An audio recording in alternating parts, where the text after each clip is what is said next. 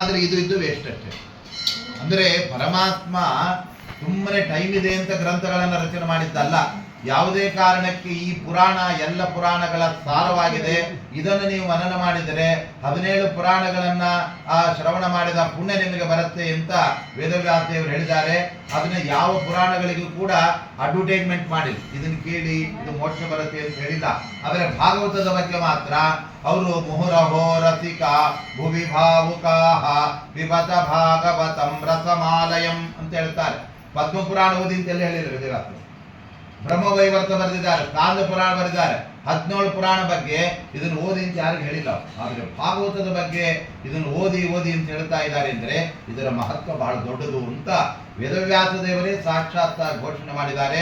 ಆ ಹಿನ್ನೆಲೆಯಲ್ಲಿ ಇದು 12 ಸ್ಕಂದಗಳನ್ನು ಒಳಗೊಂಡಿದೆ. ಆ ನಂತರದಲ್ಲಿ 18,000 ಶ್ಲೋಕಗಳನ್ನು ಒಳಗೊಂಡಿದೆ. ಈ 12 ಸ್ಕಂದ ಹೇಗೆ ಅಂತಂದ್ರೆ ಭಾಗವತ ಅನ್ನೋ ಹೆಸರಿನಿಂದ ಗೊತ್ತಾಗುತ್ತೆ. ಹೇಗಪ್ಪ ಅಂದ್ರೆ ನೋಡಿ, ಭಾ ಅಂದ್ರೆ ಪ ಫ ಬ ಭ 4ನೇ ಅಕ್ಷರ, ಭ ಅನ್ನೋದು 4ನೇ ಅಕ್ಷರದ ಸಂಕೇತ, ಗ ಅನ್ನೋದು ಕ ಖ ಗ 3ನೇ ಅಕ್ಷರ, 4 3 7 ಆಯ್ತು. ಆಮೇಲೆ ವ ಅನ್ನೋದು ಯ ರ ಲ ವ 4ನೇ ಅಕ್ಷರ, 7 4 11 ಆಯ್ತು. ಕೊನೆಗೆ ತ ತ ಥ ದ ಧ ನ ತವರ್ಗದಲ್ಲಿ ಮೊದಲನೇ ಅಕ್ಷರ ತ, ಅಂದ್ರೆ ತ ಅಂದ್ರೆ 1 ಅಂತ ಸಂಕೇತ, ಅಲ್ಲಿಗೆ 12 ಆಗೋದು. ಭಾಗವತ ಅನ್ನೋದರಿಂದಲೇ ಅಲ್ಲಿ 12 ಅಕ್ಷರಗಳನ್ನು ನಾವು ತಗೊಳ್ಳಿಕ್ಕೆ ಆ ಅಕ್ಷರಗಳೆಲ್ಲ ಅಲ್ಲಿ ನಮಗೆ ಇಂಡಿಕೇಟರ್ ಆಗಲಿ. ಆದ್ರಿಂದ ಭಾಗವತ ಅಂದರೆ 12 ಆಯಿತು. ಆ 12 ಅಂದ್ರೆ ಏನು? ಓಂ ನಮೋ ಭಗವತೆ ವಾಸುದೇವ. ಧ್ರುವರಾಜರಿಗೆ ಏನು ನಾರದರು ಓಂ ನಮೋ ಭಗವತೆ ವಾಸುದೇವಾಯ ಅನ್ನುವ 12 ಅಕ್ಷರಗಳ ಮಂತ್ರವನ್ನ ಉಪದೇಶ ಮಾಡಿ ಮೋಕ್ಷ ಆಗಲಿ ಅಂತ ಅನುಗ್ರಹ ಮಾಡಿದ್ರಲ್ಲ, ಆ ವಾಸುದೇವನ ಕಥೆಯೇ ಭಾಗವತದಲ್ಲಿದೆ. ಅದಕ್ಕೆ ಭಾಗವತನ 12 ಆ ಸ್ಕಂದಗಳು. ಯಾಕೆ ಅಂದರೆ ಓಂ ನಮೋ ಭಗವತೆ ವಾಸುದೇವಾಯ ಎಂಬ ವಾಸುದೇವ ದ್ವಾದಶಾಕ್ಷರ ಮಂತ್ರದ ಒಂದೊಂದು ಅಕ್ಷರದಿಂದ ಒಂದೊಂದು ಸ್ಕಂದ, ಅದನ್ನು ಹೇಳ್ತಾ ಇರತಕ್ಕಂಥದ್ದು ಭಾಗವತ ಅನ್ನುವಂತಹ ಈ ಪದ. ಇದರಿಂದ ನಮ್ಗೆ ಗೊತ್ತಾಗ್ತಾ ಇದೆ ಅದು ಸುಮ್ಮನೆ ಅಲ್ಲ. ಯಾಕೆಂದರೆ ಭಗವಂತನಿಗೆ ಸಂಬಂಧಪಟ್ಟ ವಿಚಾರ ಇದೆ, ಬೇರೆ ಯಾರು ಶಿವನಿಗೆ ಸಂಬಂಧಪಟ್ಟದ್ದಲ್ಲ ಅಥವಾ ಸ್ಕಂದನಿಗೆ ಸಂಬಂಧಪಟ್ಟದ್ದಲ್ಲ. ಭಗವಾನ್ ಅಂದರೆ ಷಡ್ಗುಣ ಐಶ್ವರ್ಯ ಸಂಪನ್ನ, ಅದು ಕೇವಲ ಪರಮಾತ್ಮ ಮಾತ್ರ, ಬೇರೆಯವರಿಗೆಲ್ಲ ಅಷ್ಟು ಗುಣಗಳಿಲ್ಲ. ಆದ್ದರಿಂದ ಭಾಗವತ ಅಂದರೆ ವಾಸುದೇವ ಕೃಷ್ಣನ ಕಥೆಯನ್ನು ಹೇಳ್ತಕ್ಕಂಥದ್ದು. ಅದೇ ರೀತಿಯಾಗಿ 12 ಸ್ಕಂದಗಳನ್ನು ಅದು ಒಳಗೊಂಡಿರ್ತಕ್ಕಂಥದ್ದು. 12 ಸ್ಕಂದಗಳಲ್ಲಿ ಆ ಪರಮಾತ್ಮನ 10 ಅವತಾರಗಳನ್ನು ಅಲ್ಲಿ ವರ್ಣನೆ ಮಾಡ್ತಾ ಇದ್ದಾರೆ. ಆ ಹಿನ್ನೆಲೆಯಲ್ಲಿ ಶ್ರೀಮದ್ ಭಾಗವತ ಅಂದರೆ ಅದು ಭಗವಂತನ ಅವನ ಭಕ್ತರ ಮಹಿಮೆಗಳನ್ನು ವಿಶೇಷವಾಗಿ ಅದು ಹೇಳ್ತಕ್ಕಂಥದ್ದಾಗಿದೆ. ಇಂತಹ ಭಾಗವತವನ್ನ ಪರೀಕ್ಷಿತ ರಾಜನಿಗೆ ಶುಕಾಚಾರ್ಯರು ಹೇಳಿದ್ದಾರೆ ಗಂಗಾ ತೀರದಲ್ಲಿ. ಯಾಕೆ ಎಂದರೆ ಪರೀಕ್ಷಿತ ರಾಜನಿಗೆ ಒಂದು ಸರ್ಪದ ಭಯ ಕಾಡ್ತಾ ಇತ್ತು.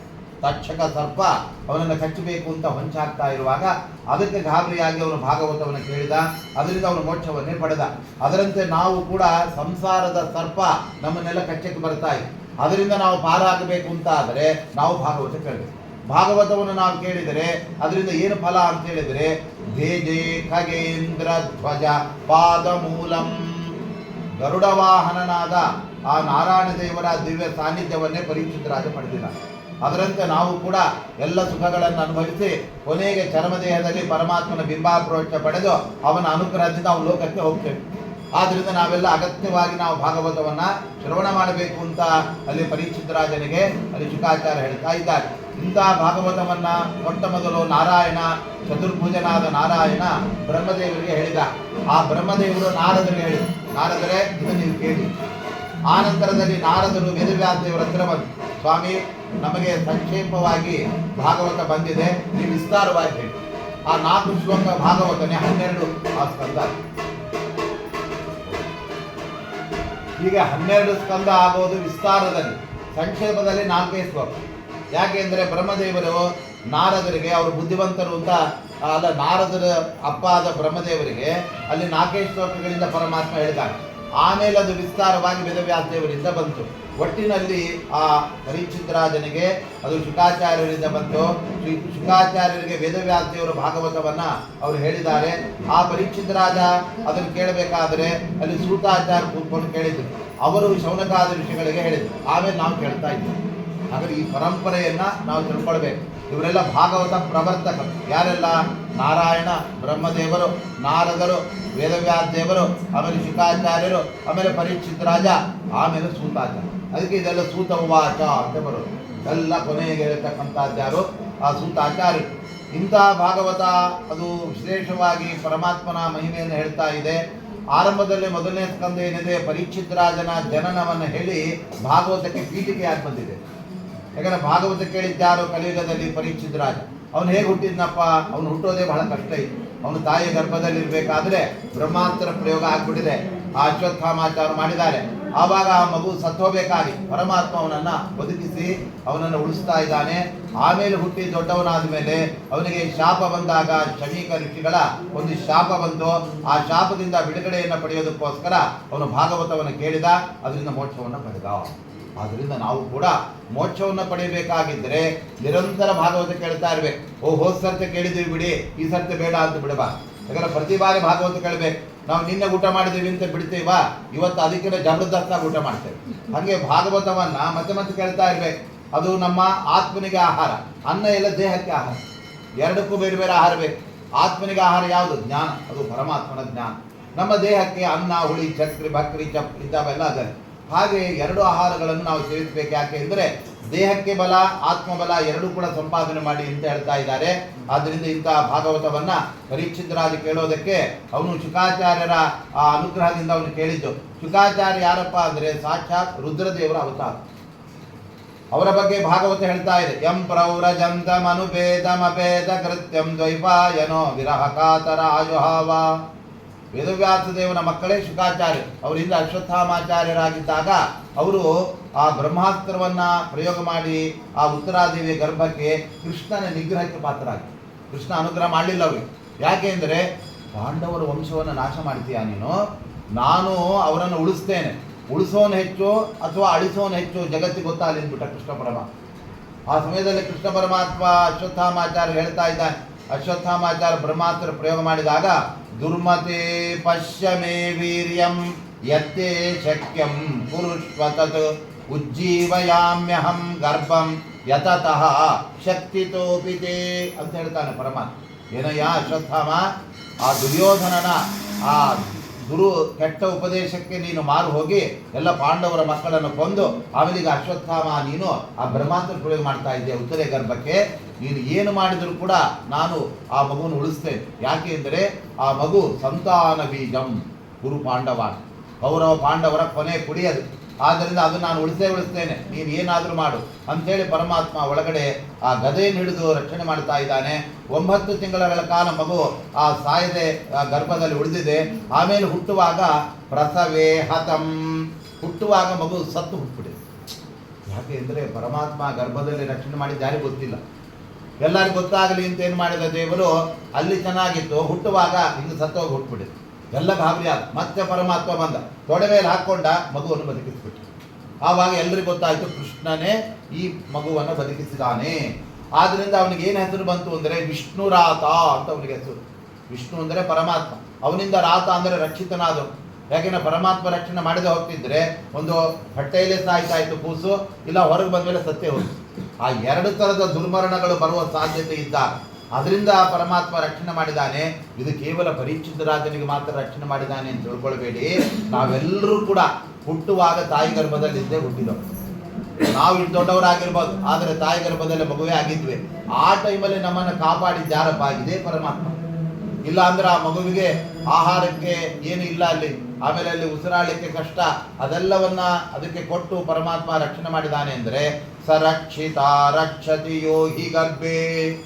ನಮ್ಮನ್ನ ದೇವರು ಹುಟ್ಟಿದ ಮೇಲೆ ರಕ್ಷಣೆ ಮಾಡಿದ್ದಲ್ಲ, ಹುಟ್ಟೋ ಮುಂಚೆನೇ ರಕ್ಷಣೆ ಮಾಡ್ತಾ ಇದ್ದಾನೆ. ಯಾಕೆಂದ್ರೆ ತಾಯಿ ಗರ್ಭದಲ್ಲಿ ಆ ಕರುಳ ಬಳ್ಳಿ ಇರುತ್ತೆ, ಅದೆಲ್ಲ ಕುತ್ತಿಗೆ ಸಿದಾಕೊಂಡ್ಬಿಟ್ರೆ ಅಲ್ಲೇ ಸತ್ತೋಗ್ಬಿಡುತ್ತೆ.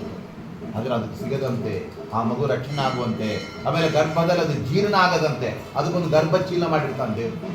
ಯಾಕೆಂದ್ರೆ ಮಾಮೂಲಿ ಇಟ್ಬಿಟ್ರೆ ಅನ್ನ ಉಳಿ ತಿಂದಂಗೆ ಅದು ಜೀರ್ಣ ಆಗ್ಬಿಟ್ರೆ ಗತಿ, ಕೊನೆಗೆ ಆ ಮಗು ಎಲ್ಲ ಜೀರ್ಣ ಆಗ್ಬಿಟ್ರೆ ಹುಟ್ಟೋದಂಗೆ. ಆಮೇಲೆ ಅದು ಜೀರ್ಣ ಆಗಬಾರ್ದು, ಅದು ರಕ್ಷಣೆ ಆಗ್ಬೇಕು, ಅದಕ್ಕೆ ಆಕ್ಸಿಜನ್ ಆಗ್ಬೇಕು, ಅದಕ್ಕೆಲ್ಲ ಹೊಟ್ಟೆಗೆ ಆಹಾರ ಹೋಗ್ಬೇಕು. ಎಲ್ಲ ಪರಮಾತ್ಮ ವ್ಯವಸ್ಥೆ ಮಾಡಿ ನಮ್ಮನ್ನು ರಕ್ಷಣೆ ಮಾಡ್ತಾ ಇದ್ದಾನೆ. ಆದ್ದರಿಂದ ನಾವು ಕೂಡ ಪರೀಕ್ಷಿತನಂತೆ ಪರಮಾತ್ಮನಿಂದ ರಕ್ಷಿತರಾಗಿದ್ದೇವೆ ಅಂತ ನಾವು ತಿಳ್ಕೊಂಡಲ್ಲಿ ದೇವರು ಭಕ್ತಿ ಮಾಡ್ಬೇಕು. ಅದು ಬಿಟ್ಟು ದೇವರೇ ನೀನೇನು ರಕ್ಷಣೆ ಮಾಡೋದು ಬಿಡೋ, ನಮ್ಮ ಅಪ್ಪನೇ ಮಾಡಿದ್ದಾರೆ ಅಂತ ಹೇಳೋದು. ಅಪ್ಪ ಅಮ್ಮ ಹೊರಗೆ ಬಂದ್ಮೇಲೆ ಒಳಗೆ ಯಾರು ಮಾಡಿ? ಸರಕ್ಷಿತ ರಕ್ಷತಿ ಯೋಹಿ ಗರ್ಭೇ. ಎಲ್ಲರ ಗರ್ಭದಲ್ಲೂ ಕೂಡ ಪರಮಾತ್ಮ ಮಕ್ಕಳನ್ನ ರಕ್ಷಣೆ ಮಾಡ್ತಾ ಇರ್ತಾನೆ. ಬರೀ ಮನುಷ್ಯರಲ್ಲ, ಪ್ರಾಣಿಗಳ ಗರ್ಭದಲ್ಲೂ ಪ್ರಾಣಿ ಬೆಳೀತಾ ಇದೆ. ಅದಕ್ಕೆ ನೋಡಿದ್ರೆ ಟ್ಯೂಬ್ ಕೂಡ ಇರೋದಿಲ್ಲ. ಆನೆಗಿನೆಗೆಲ್ಲ ಟ್ಯೂಬ್ ಇಲ್ಲ, ಮನುಷ್ಯರಿಗೆ ಮಾತ್ರ ಟ್ಯೂಬು. ಅದನ್ನ ಹಿಂದೆನೇ ರಕ್ಷಣೆ ಮಾಡಿರ್ತಾನೆ ದೇವರು. ಅಂದ್ರೆ ಏನು ದೇವರು? ಅದಕ್ಕೆ ಮಗು, ಮಾನವ ಶಿಶು ಮೊದಲು ಹುಟ್ಟಿದ ಕೂಡ ಉಸಿರಾಟಕ್ಕೆ ಒದ್ದಾಡುತ್ತೆ. ಯಾಕಂದ್ರೆ ಅಲ್ಲಿ ಒಳಗೆ ಉಸಿರಾಟವೇ ಇಲ್ಲ.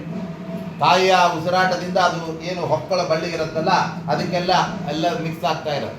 ಹೊರ ಬಂದ್ಮೇಲೆ ಅಳಬೇಕದು ಜೋರಾಗಿ, ಹ ಹ ಅಂತ ಅಂದ್ರೆ ಉಸಿರು ಬರುತ್ತೆ. ಅದಕ್ಕೆ ಮೊದಲನೇ ಬಾರಿ ಉಸಿರು ಬರುವಾಗ ನಮ್ಮ ಹುಟ್ಟು. ಉಸಿರು ನಿಂತಿತು ಅಂದರೆ ಮರಣ. ಅದಕ್ಕೆ ನಾವು ಪ್ರತಿನಿತ್ಯ ರಾತ್ರಿ ನಾವು ಉಸಿರಾಡೋದಲ್ಲ, ನಮಗೆ ಎಚ್ಚರನೇ ಇರೋದಲ್ಲ, ನಾವೇನು ಉಸಿರಾಡ್ತೇವೆ. ನಮ್ಮ ನಿದ್ದೆ ಮಾಡಿದ್ರು ನಮ್ಮ ಉಸಿರು ನಿಂತು ಹೋಗ್ಬಿಡುತ್ತೆ. ಅವ ಪ್ರಾಣದೇವರು ಉಸಿರಾಟ ನಡೆಸ್ತಾ ಇರ್ತಾರೆ. ಯಾಕೆ ಅಂದರೆ ನಮ್ಮಿಂದ ಎಚ್ಚರದಲ್ಲಿದ್ದರೆ ಮಾತ್ರ ಉಸಿರಾಟ ನಡೆಸುತ್ತೆ ಹೊರತು ನಮ್ಮ ನಿದ್ರೆ ಬಂದರೆ ಅನ್ಕಾನ್ಷಿಯಸ್ ಆಗಿಬಿಡ್ತೇವೆ, ಎಚ್ಚರ ಇರೋದಿಲ್ಲ. ಆ ವಾಯುದೇವರೇ ನಮ್ಮ ಒಳಗಡೆ ಉಸಿರಾಟ ನಡೆಸ್ತಾರೆ. ಮತ್ತೆ ಬೆಳಗ್ಗೆ ಎದ್ದ ಕೂಡಲೇ ವಾಯುದೇವರು ಮೆತ್ತಗೆ ಇವನಿಗೆ ಬಿಟ್ಟು ಕೊಡ್ತಾರೆ, ಇವನು ಉಸಿರಾಡ್ತಾನೆ. ಹಾಗಾದರೆ ಪರಮಾತ್ಮನೇ ಇದೆಲ್ಲ ವಾಯುದೇವರ ಮೂಲಕ ನಮ್ಮನ್ನು ರಕ್ಷಣೆ ಮಾಡ್ತಾ ಇರ್ತಾನೆ ಅಂತ ಆ ಥರ ನಾವು ತಿಳ್ಕೊಳ್ಬೇಕು. ಆದ್ದರಿಂದ ಅಂತ ಭಾಗವತ ಅದು ಕೊನೆಗೆ ಪರೀಕ್ಷಿತರಾಜನಿಗೆ ಶುಕಾಚಾರ್ಯರಿಂದ ಉಪದೇಶ ರೂಪವಾಗಿ ಅದು ಹೊರಹೊಮ್ಮಿರ್ತಕ್ಕಂಥದ್ದಾಗಿದೆ.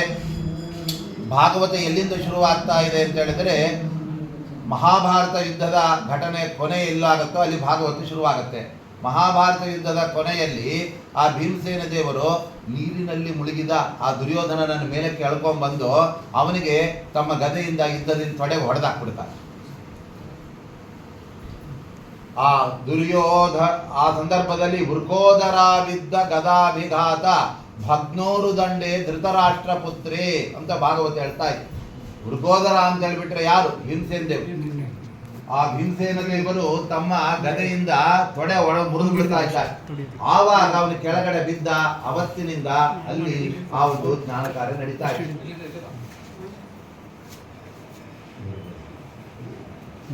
ಹೀಗೆ ವೃಕೋದರಾವಿದ್ದ ಗದಾಭಿಘಾತ, ಭೀಮಸೇನ ದೇವರು ಮಾಡಿದ ಮಹತ್ತರವಾದ ಕೆಲಸ ಏನಪ್ಪಾ ಅಂತ ಹೇಳಿದ್ರೆ ದುರ್ಯೋಧನನ ತೊಡೆ ಮುರಿದಿತ್ತು. ಅವ್ರು ಇದು ಬಿಟ್ಟಿದ್ರೆ ಯಾವ ಒಳ್ಳೆ ಕೆಲಸ ಆಗ್ತಾ ಇದ್ದಾರೆ, ಅದು ಭಾಗವತ ಪ್ರವಚನ ಆಗ್ಲಿಕ್ಕೆ ಬಿಡ್ತಾ ಇದ್ದಿಲ್ಲ. ಅವನು ದುಷ್ಟ. ಅವನು ಆದ್ರಿಂದ ಭೀಮಸೇನ ದೇವರು ಅವನು ತೊಡೆ ಮುರಿದ, ಕೆಳಗಡೆ ಬಿದ್ದ, ಅವನು ಸತ್ತೇ ಹೋದ. ಆಮೇಲೆ ಭಾಗವತ ಅಲ್ಲಿ ಕಥೆ, ಕೃಷ್ಣನ ಕಥೆ ಬರ್ತಾ ಇದೆ. ಇದರಿಂದ ನಮಗೆ ಗೊತ್ತಾಗ್ತಾ ಇದೆ ನಾವು ಕೂಡ ಕಲಿಯನ್ನು ನಿಗ್ರಹ ಮಾಡಿಕೊಂಡೇ ಭಾಗವತವನ್ನು ಕೇಳಬೇಕು ಅಂತ ಆ ರೀತಿಯಾಗಿ ಹೇಳ್ತಾ ಇದ್ದಾರೆ. ಸರಿ, ಭಾಗವತ ಆರಂಭದಲ್ಲೇನೆ ಹೇಳುವಂತೆ ಇದನ್ನು ಕೇಳಿದ್ರಿಂದ 3 ಫಲ ನಮಗೆ ಬರ್ತಾ ಇದೆ. ಯಾವುದು ಅಂದರೆ, ಊಟ ಮಾಡಿದ್ರಿಂದ ನಮ್ಗೆ ಏನು 3 ಫಲ ಬರುತ್ತೋ ಅದೇ ಫಲ ಭಾಗವತ ಕೇಳಿದ್ರಿಂದ ಬರುತ್ತೆ. ಊಟ ಮಾಡಿದ್ರಿಂದ ಏನಾಗುತ್ತೆ, ಏಕಾದಶಿ ಚೆನ್ನಾಗಿ ಉಪವಾಸ ಮಾಡಿ ದ್ವಾದಶಿ ಪಾಲನೆ ಮಾಡುವಾಗ ಒಂದೊಂದು ತುತ್ತು ಊಟ ಮಾಡುವಾಗಲೂ ಕೂಡ ತುಷ್ಟಿ ಪುಷ್ಟಿ ಕ್ಷುದಪಾಯ. ಊಟ ಮಾಡುವಾಗ ನಮ್ಗೆ ಆನಂದ ಆಗುತ್ತೆ, ಯಾಕಂದ್ರೆ ಹಸಿವೆ ಹೋಗಿ ಆನಂದ ಆಗುತ್ತೆ. ಆಮೇಲೆ ಪುಷ್ಟಿ, ದೇಹಕ್ಕೆ ಬಲ ಬರುತ್ತೆ. ಆಮೇಲೆ ಹಸಿವೆ ಹೋಗುತ್ತೆ. ಒಂದೊಂದು ತುತ್ತು ಊಟ ಮಾಡಬೇಕಾದರೂ ಕೂಡ ನಮಗೆ ಸಂತೋಷ ಆಗುತ್ತೆ. ಊಟ ಅಂದರೆ ಯಾರಿಗೂ ಇಷ್ಟ ಇಲ್ಲ ಹೇಳಿ. ಊಟಕ್ಕೆ ಬನ್ನಿ ಅಂದ್ರೆ ಬರ್ತಾರೆ, ಭೋಜನಕ್ಕೆ ಬನ್ನಿ ಅಂದ್ರೆ ಬರ್ತಾರೆ, ಹೊರತಾಗಿ ಭಜನೆ ಬನ್ನಿ ಅಂದ್ರೆ ಬರಲ್ಲ ಯಾರು ಕೂಡ. ಯಾಕಂದ್ರೆ ಭಜನೆ ಯಾರಿಗೂ ಬೇಕಾಗಿಲ್ಲ, ಭೋಜನ ಅಂದರೆ ಎಲ್ರಿಗೂ ಬೇಕು.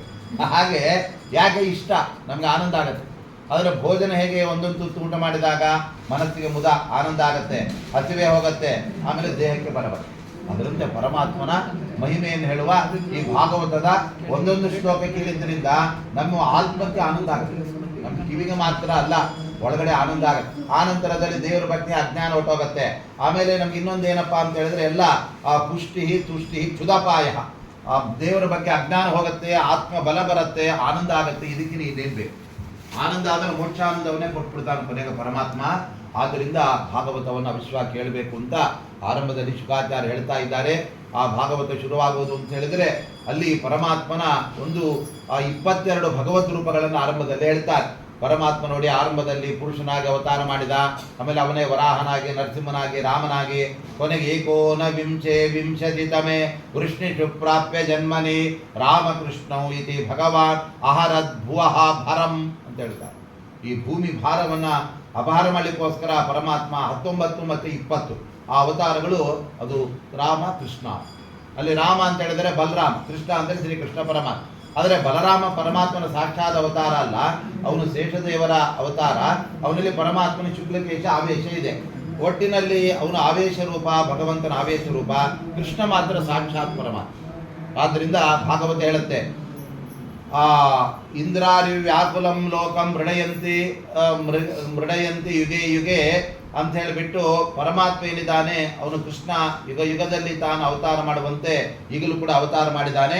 ಆದ್ದರಿಂದ ಆ ಭಗವಂತ ಸ್ವಯಂ ಕೃಷ್ಣನೇ ಭಗವಂತ, ಅಂದರೆ ಸಾಕ್ಷಾತ್ ಭಗವಂತ ಅವನು. ಉಳಿದ ಎಲ್ಲ ಅವತಾರಗಳು ಕೂಡ, ಆದರೆ ಬಲರಾಮ ಮಾತ್ರ ಸಾಕ್ಷಾತ್ ಅವತಾರ ಅಲ್ಲ ಅಂತ ಆಚಾರ್ಯರು ಸ್ಪಷ್ಟೀಕರಣ ಕೊಡ್ತಾರೆ. ಅಂತೂ ಇದಾದ ನಂತರದಲ್ಲಿ ಯಾವಾಗ ನಾರದರ ಹತ್ರ, ಆ ನಾರದರು ಬ್ರಹ್ಮದೇವರ ಹತ್ರ ಬರ್ತಾರೆ, ಸ್ವಾಮಿ ಬ್ರಹ್ಮದೇವರೇ ನೀವು ನಮಗೆ ಅಪ್ಪ, ಈ ಎಲ್ಲ ಜಗತ್ ಸೃಷ್ಟಿ ಮಾಡಿದ್ದು ನೀವೇ ಅಂತ ಹೇಳ್ತಾರೆ. ಅದಕ್ಕೆ ಬ್ರಹ್ಮದೇವರು ಕಿವಿ ಮುಚ್ಕೊಂಡ್ಬಿಡ್ತಾರೆ. ಏನು ನಾರದರೆ ಹಿಂಗೆ ಹೇಳ್ತಾ ಇದ್ದೀರಾ? ನಾನು ಜಗತ್ ಸೃಷ್ಟಿ ಮಾಡಿದ್ದಲ್ಲ, ನನ್ನನ್ನು ಸೃಷ್ಟಿ ಮಾಡಿದ್ದು ಪರಮಾತ್ಮ, ಅವನ ಅನುಗ್ರಹದಿಂದ ನಾನು ಜಗತ್ ಸೃಷ್ಟಿ ಮಾಡಿದ್ದೆ, ನಾನು ಸ್ವತಂತ್ರವಾಗಿ ಮಾಡಿದ್ದಲ್ಲ ಅಂಥೇಳಿ ಅವರು ಪರಮಾತ್ಮನ ಸ್ತೋತ್ರ ಮಾಡಿ ಶುರು ಮಾಡ್ತಾರೆ. ಅವರು ಕೂಡ ಭಗವಂತರ ಎಲ್ಲ ಅವತಾರಗಳನ್ನು ಹೇಳ್ತಾ ಬರ್ತಾರೆ. ಆ ಸಮಯದಲ್ಲಿ ಅವ್ರು ಹೇಳ್ತಾರೆ, ನಾನು ಹುಟ್ಟಿದ್ದು ಹೇಗೆ ಗೊತ್ತೇನಪ್ಪ, ಈ ಕೊನೆಗೆ ಪ್ರಳಯ ಎಲ್ಲ ಕಾಲದಲ್ಲಿ ನಡೀತಾ ಇರಬೇಕಾದ್ರೆ ಆ ಲಕ್ಷ್ಮೀದೇವಿ ದೇವರನ್ನ ಪ್ರಾರ್ಥನೆ ಮಾಡ್ತಾಳೆ, ನೀನು ಸೃಷ್ಟಿ ಮಾಡುವಂತ. ಆ ಸಮಯದಲ್ಲಿ ದೇವರ ಹೊಕ್ಕಳಿನಿಂದ ಒಂದು ತಾವರೆ ಹುಟ್ಟಿ ಬರುತ್ತೆ. ಆ ತಕ್ಷಣದಲ್ಲಿ ಆ ತಾವರೆಗೆ 14 ದಳಗಳು. ಆ 14 ದಳಗಳ ತಾವರೆ ಅಂದರೆ ಅದೆಲ್ಲೋ ಮಾರ್ಕೆಟಿಂದ ತಂದಿರತಕ್ಕಂಥ ತಾವರೆ ಅಲ್ಲ, ಅದು ಬ್ರಹ್ಮಾಂಡದ ಆ ಕೊನೆಯ ಲಯ ಕಾಲದಲ್ಲಿ ಆ 14 ಲೋಕಗಳನ್ನು ಸಣ್ಣದು ಮಾಡಿ ದೇವರು ನುಂಗಿಬಿಟ್ಟಿದ. ಅದು ಹೊಟ್ಟೆಯಲ್ಲಿ ಹೋಗಿದೆ. ಅದೇ ಸೃಷ್ಟಿಕಾಲದಲ್ಲಿ ಹೊಕ್ಕಳಿನಿಂದ 14 ದಳಗಳ ಒಂದು ತಾವರೆಯಾಗಿ ಬಂದಿದೆ. ಆ ಒಂದೊಂದು ಎಲೆ ಒಂದೊಂದು ಲೋಕ. ಅಲ್ಲಿ ಬ್ರಹ್ಮದೇವರು ಹುಟ್ಟಿಬಿಟ್ಟು, ಆ ಬ್ರಹ್ಮದೇವರಿಗೆ ಬ್ರಹ್ಮಾಂಡವೇ ದೇಹ, ಅವರಿಗೆ ಆ ದೇಹ ಹುಟ್ಟಿತು. ಅಲ್ಲಿ ಮತ್ತೆ ಪರಮಾತ್ಮ ಪ್ರವೇಶ ಮಾಡಿದ. ಬ್ರಹ್ಮದೇವರಿಗೆ ಹೇಳಿದ, ನೀನು ಸೃಷ್ಟಿ ಮಾಡಪ್ಪ ಅಂತ ಹೇಳಿದ ಪರಮಾತ್ಮ. ಅದಕ್ಕಿಂತ ಮುಂಚೆ 24 ತತ್ವಗಳನ್ನೆಲ್ಲ ಪರಮಾತ್ಮ ಸೃಷ್ಟಿ ಮಾಡ್ತಾನೆ. ಆಮೇಲೆ ಬ್ರಹ್ಮದೇವರಿಗೆ ಹೇಳಿದ, ಬ್ರಹ್ಮದೇವರು ನಂಗೆ ಗೊತ್ತಿಲ್ಲ ಸ್ವಾಮಿ ಹೆಂಗೆ ಮಾಡಬೇಕು ಅಂತ, ನಾನು ನಿಮಗೆ ಜ್ಞಾನ ಕೊಡ್ತೇನೆ ಅಂತ ಹೇಳಿದ. ಆ ಪರಮಾತ್ಮ ಉಪದೇಶ ಮಾಡಿದಂತೆಯೇ ಬ್ರಹ್ಮದೇವರು ಕೂಡ ಅವರು ಸೃಷ್ಟಿ ಮಾಡ್ತಾ ಇದ್ದಾರೆ. ಆ ಬ್ರಹ್ಮದೇವರು ಮಾಡಿದ ಸೃಷ್ಟಿಯಲ್ಲಿ ಮೊಟ್ಟ ಮೊದಲು ಯಾರು ಅಂದರೆ ಮರೀಚ್ಯತ್ರ್ಯಾದಯ ಪುಂಸಃ ಅಭೂವನ್ ಪರಮೇಷ್ಠಿನಃ. ನೋಡಿ, ಮರೀಚಿ, ಅತ್ರಿ, ಪುಲಹ, ಪುಲಸ್ತ್ಯ ಇತ್ಯಾದಿ 10 ಮಂದಿ ಭೃಗಋಷಿಗಳು, ದಕ್ಷ ಎಲ್ಲ 10 ಮಂದಿ ಬ್ರಹ್ಮದೇವರ ನೇರ ದೇಹದಿಂದ ಸೃಷ್ಟಿ ಆಗ್ತಾರೆ. ಅವರೆಲ್ಲ ಇನ್ನೂ ಮದುವೆ ಆಗಿಲ್ಲ, ನೇರವಾಗಿ ಸೃಷ್ಟಿ ಆಗ್ತಾ ಇದ್ದಾರೆ. ಈ 10 ಮಂದಿ ಋಷಿಗಳನ್ನ ಅಲ್ಲಿ ಬ್ರಹ್ಮದೇವರು ಸೃಷ್ಟಿ ಮಾಡಿದ್ದಾರೆ.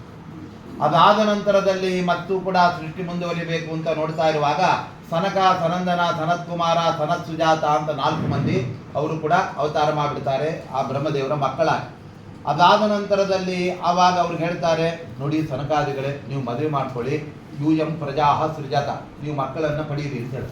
ಅವ್ರು ಹೇಳಿದ್ರು, ನಮ್ಮ ಮದುವೆನೇ ಬೇಡ, ನಾವು ಬ್ರಹ್ಮಚಾರಿಗಳಾಗಿರ್ತೇವೆ, ನಮ್ಮ ಮದುವೆನೇ ಬೇಡ ಅಂತ ಹೇಳ್ತಾರೆ. ಆವಾಗ ಅವ್ರಿಗೆ ಏನಪ್ಪ ಇವ್ರಿಗೆ ಅಂತಾರೆ ಸ್ವಲ್ಪ ಸಿಟ್ಟು ಬಂತಂತ. ಯಾರಿಗೆ? ಬ್ರಹ್ಮದೇವ್.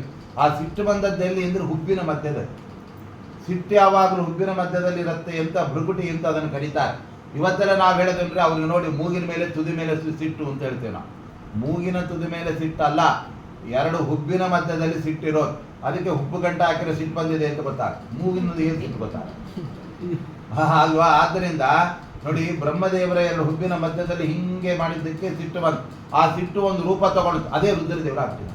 ರುದ್ರಶ್ಚ ಕ್ರೋಧ ಸಂಭವ. ಮಹಾರುದ್ರದೇವರು ಹುಟ್ಟಿದ್ದೇ ಬ್ರಹ್ಮದೇವರ ಕೋಪದಿಂದ.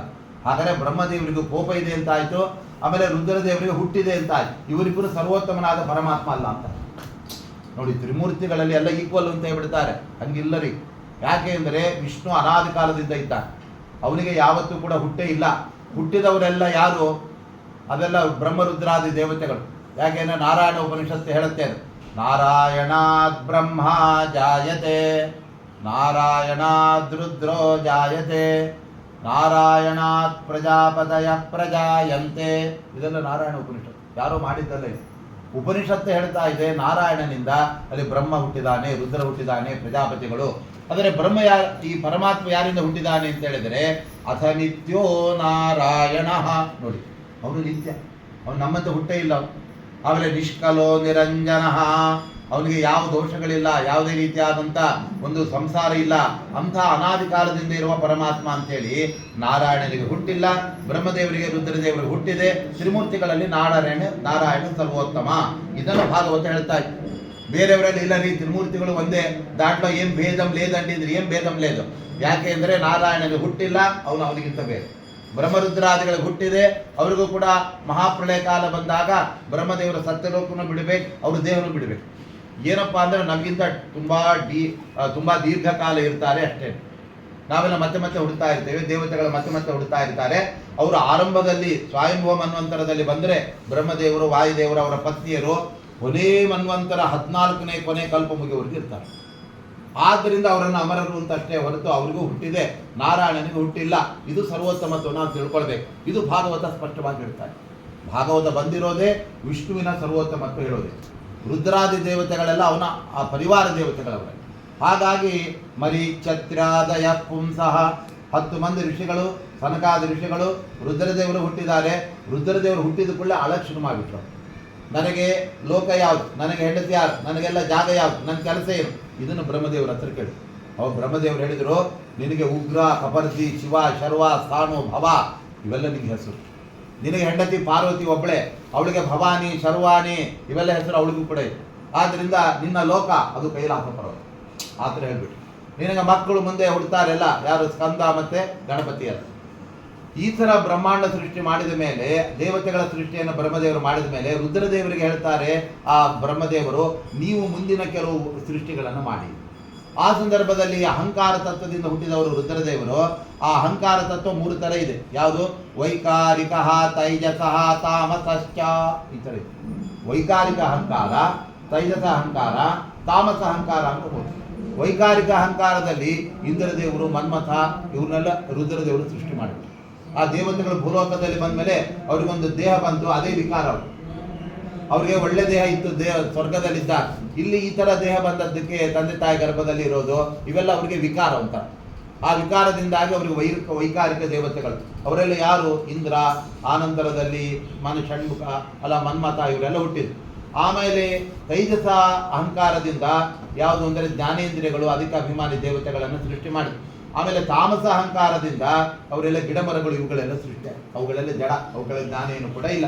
ಈ ಥರ ಇದೆಲ್ಲ ಸೃಷ್ಟಿ ಎಂಬತಕ್ಕಂಥದ್ದು ಆಗೋಯ್ತು.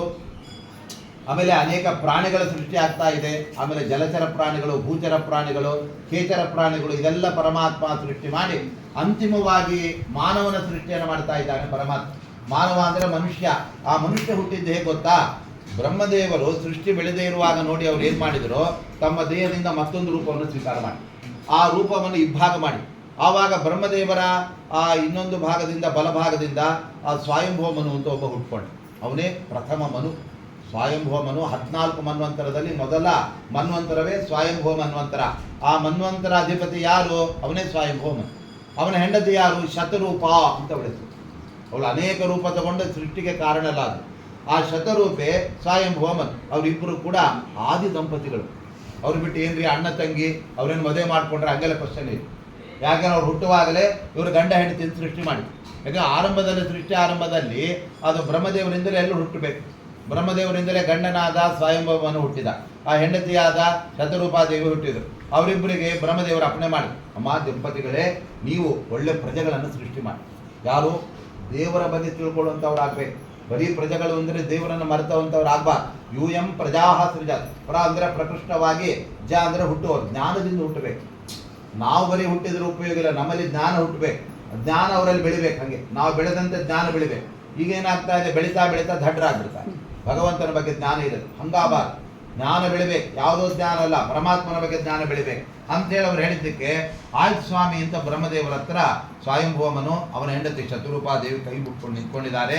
ಅವಾಗ ಇದ್ದಕ್ಕಿದ್ದಂತೆ ಏನಾಯಿತು ಅಂದರೆ ಈ ಲೋಕ ಏನಿದೆ ಅಲ್ಲ, ಬ್ರಹ್ಮಾಂಡದಲ್ಲಿ ಮಧ್ಯದಲ್ಲಿರುವ ಭೂಲೋಕ ಅದು ತನ್ನ ಕಕ್ಷೆಯನ್ನು ಕಳಿಸ್ಕೊಂಡು ಮುಳುಗಕ್ಕೆ ಶುರುವಾಯಿತು. ಮೆಲ್ಲಕ್ಕೆ ಜಾರಿ ಜಾರಿ ಜಾರಿ ಪಾತಾಳಕ್ಕೆ ಹೊಟ್ಟೋಕ್ಕೆ ಶುರುವಾಯಿತು. ಆ ಸಮಯದಲ್ಲಿ ಬ್ರಹ್ಮದೇವರ ಹತ್ರ ಆ ಸ್ವಯಂಭವಮನು ಕೇಳ್ತಾ ಇದ್ದಾನೆ, ಸ್ವಾಮಿ ಭೂಲೋಕವೇ ಮುಳುಗಿ ಹೋಗ್ತಾ ಇದೆ, ನಾವೆಂದು ಸಂಸಾರ ಮಾಡಿ, ಹೇಗೆ ಮಕ್ಕಳನ್ನು ಪಡೆಯೋದು, ನೀವೇ ಅನುಗ್ರಹ ಮಾಡಿ. ಅವು ಬ್ರಹ್ಮದೇವರು ಹೇಳಿದರು, ನನಗೂ ಇದನ್ನ ಮೇಲೆ ಎತ್ತಕ್ಕಾಗಲ್ಲಪ್ಪ, ನಾನು ಪರಮಾತ್ಮನಿಗೆ ಮೊರೆ ಹೋಗ್ತೀನಿ. ಆವ ಪರಮಾತ್ಮನನ್ನು ಧ್ಯಾನ ಮಾಡಿದ್ರು.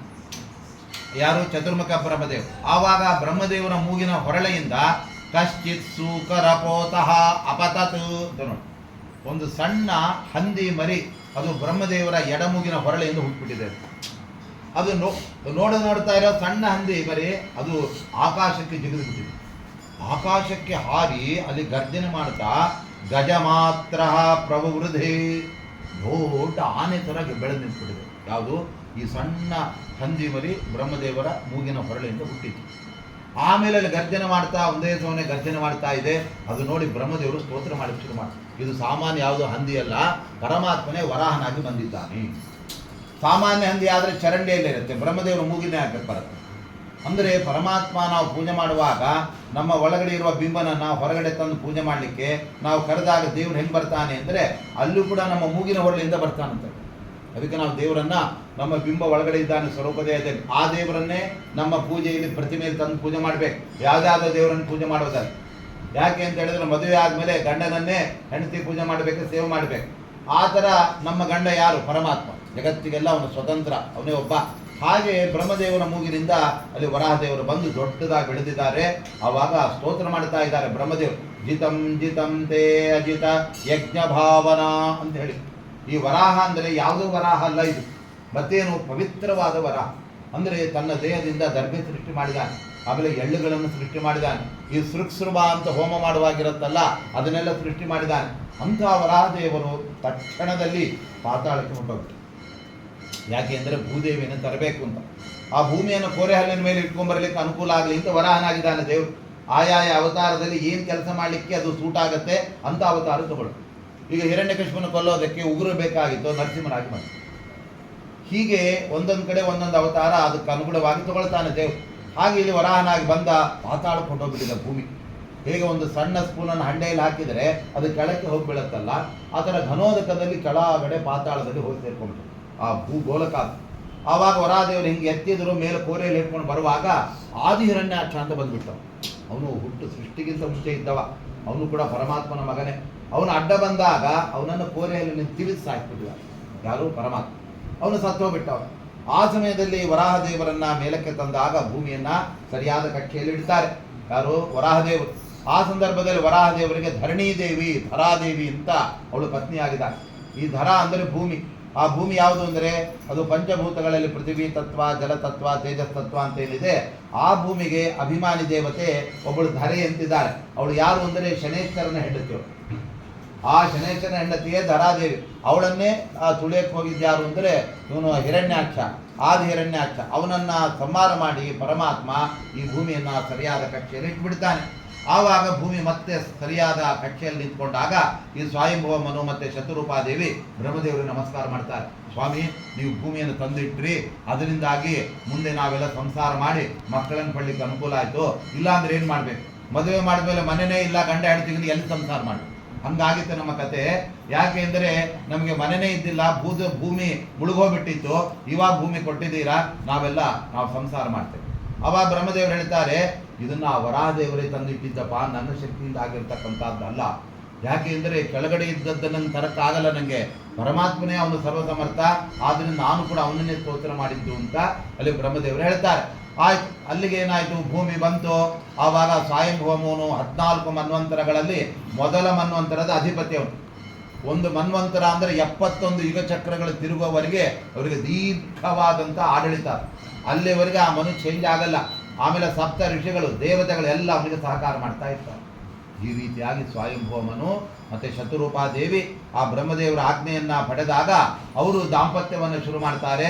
ಆ ಸಂದರ್ಭದಲ್ಲಿ ಅವರಿಗೆ 5 ಜನ ಮಕ್ಕಳು ಹುಡ್ತಾ ಇದ್ದಾರೆ. ಯಾರು ಆ 5 ಜನ? ಅವ್ರ ಹೆಸರು ಕೇಳ್ಕೊಂಡಾಗಲೇ ನಮ್ಮ ಆ ಪುಣ್ಯ ಬರುತ್ತೆ. ಯಾಕಂದ್ರೆ ಅವ್ರಿಗೆಲ್ಲ ಪರಮಾತ್ಮ ಮಗನಾಗಿ ಅವತಾರ ಮಾಡಿದ್ದಾನೆ. ಆಕೂತಿ ದೇವಭೂತಿಶ್ಚ ಪ್ರಸೂತಿರಿತಿ ವಿಶ್ರುತ ಪ್ರಿಯವ್ರತೋತ್ಥಾನಪಾದೋ ಪಂಚ ತನಯಾಹ ಭವನ್ ಅಂತ ಹೇಳ್ತಾ ಇದ್ದಾರೆ. ಅಲ್ಲಿ ಮನು ದಂಪತಿಗಳಿಗೆ 3 ಜನ ಹೆಣ್ಮಕ್ಕಳು, ಆಮೇಲೆ 2 ಗಂಡು ಮಕ್ಕಳು, ವೈದ್ಯಗೆ 5 ಜನ ಮಕ್ಕಳು ಹುಟ್ಟಿದ್ದಾರೆ. ಮೊದಲು ಹೆಣ್ಮಕ್ಕಳದ್ದೇನೆ ಹೇಳೋದು. ಯಾಕೆ ಅಂತ ಹೇಳಿದ್ರೆ ಆ ಹೆಣ್ಮಕ್ಕಳಿಗೆಲ್ಲ ಪರಮಾತ್ಮ ಮಗನಾಗಿ ಅವತಾರ ಮಾಡಿದ್ದಾನೆ. ಅವರಲ್ಲಿ ಯಾರೋ ಮಗನನ್ನು ಪಡ್ಕೊಂಡಿದ್ದಲ್ಲ, ಅವರಿಗೆಲ್ಲ ಭಗವಂತ. ಅಲ್ಲಿ ಕಪಿಲ ವಾಸುದೇವ ಒಂದು ಕಡೆ ದೇವಹೂತಿಗೆ ಮಗನಾಗ್ತಾನೆ, ಇನ್ನೊಬ್ಬ ಆಕೆಗೆ ಯಜ್ಞನಾಮಕನಾದ ಪರಮಾತ್ಮ, ಅದು ಸಾಕ್ಷಾತ್ ಭಗವಂತನ ಅವತಾರ. ಅದೆಲ್ಲ ಅವರೆಲ್ಲ ದೇವರನ್ನೇ ಅಳಿಯನನ್ನಾಗಿ ಮಗನನ್ನಾಗಿ ಪಡ್ಕೊಂಡಿದ್ದಾರೆ. ಆದ್ದರಿಂದ ಅವರ ಬಗ್ಗೆ ಮೊದಲು ಹೇಳ್ತಾ ಇದ್ದಾರೆ. ಅದರಲ್ಲಿ ಮೊದಲು ದೊಡ್ಡವಳು ಯಾರು? ದೇವಹೂತಿ. ಅವಳ ಹೆಸರು ದೇವಹೂತಿ. ಇನ್ನೊಬ್ಬಳು ಆಕೂತಿ ಮತ್ತೆ ಪ್ರಸೂತಿ. 3 ಜನ ಹೆಣ್ಮಕ್ಳು ಹುಟ್ಟಿದ್ರೆ ಈ ಥರ ಹೆಸರು ಇಡ್ಬೇಕು. ಅದು ಬಿಟ್ಟು ಗೀತಾ, ಸೀತಾ ಆ ಥರ ಹೆಸರು ಇಡ್ತಾರೆ.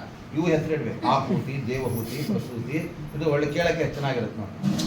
ಹಾಗೆ ಅವರು ಹುಟ್ಟಿದ್ದಾರೆ. ಅದರಲ್ಲಿ ದೇವಹೂತಿ ಆ ಸಂದರ್ಭದಲ್ಲಿ ಅವಳು ಹಿರಿಯ ಮಗಳಾಗಿದ್ದಾಳೆ. ಯಾರಿಗೆ? ಈ ಮನು ದಂಪತಿಗಳು, ಸ್ವಯಂಭೂಮನು ಮತ್ತೆ ಅವನ ಹೆಂಡತಿ ಆದಂತಹ ಶತರೂಪಾದೇವಿ. ಅವಳು ಯೌವನಕ್ಕೆ ಬಂದಾಗ ಆಗಾಗ ಅವರ ಇಡೀ ಬ್ರಹ್ಮಾಂಡವನ್ನು ಆಳ್ತಾ ಇದ್ದವು. ಅವಾಗೆಲ್ಲ ಭೂಮಿ ಬೇರ್ಪಟ್ಟಿಲ್ಲ. ಅಮೇರಿಕ ಬೇರೆ, ಲಂಡನ್ ಬೇರೆ, ಅದು ಬೇರೆ ಇಲ್ಲ. ಅಖಂಡ ಭೂಮಂಡಲ.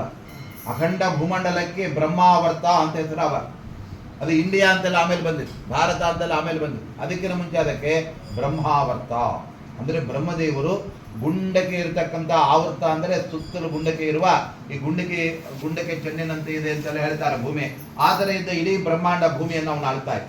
ಇಡೀ ಭೂಮಿಯನ್ನು ಆಳ್ತಾ ಇದ್ದಂತಹ ಯಾರು ಅಂತ ಹೇಳಿದರೆ ಮೊದಲ ಚಕ್ರವರ್ತಿ, ಮೊದಲ ರಾಜ, ಅದೇ ಸ್ವಯಂಭೂಮನು.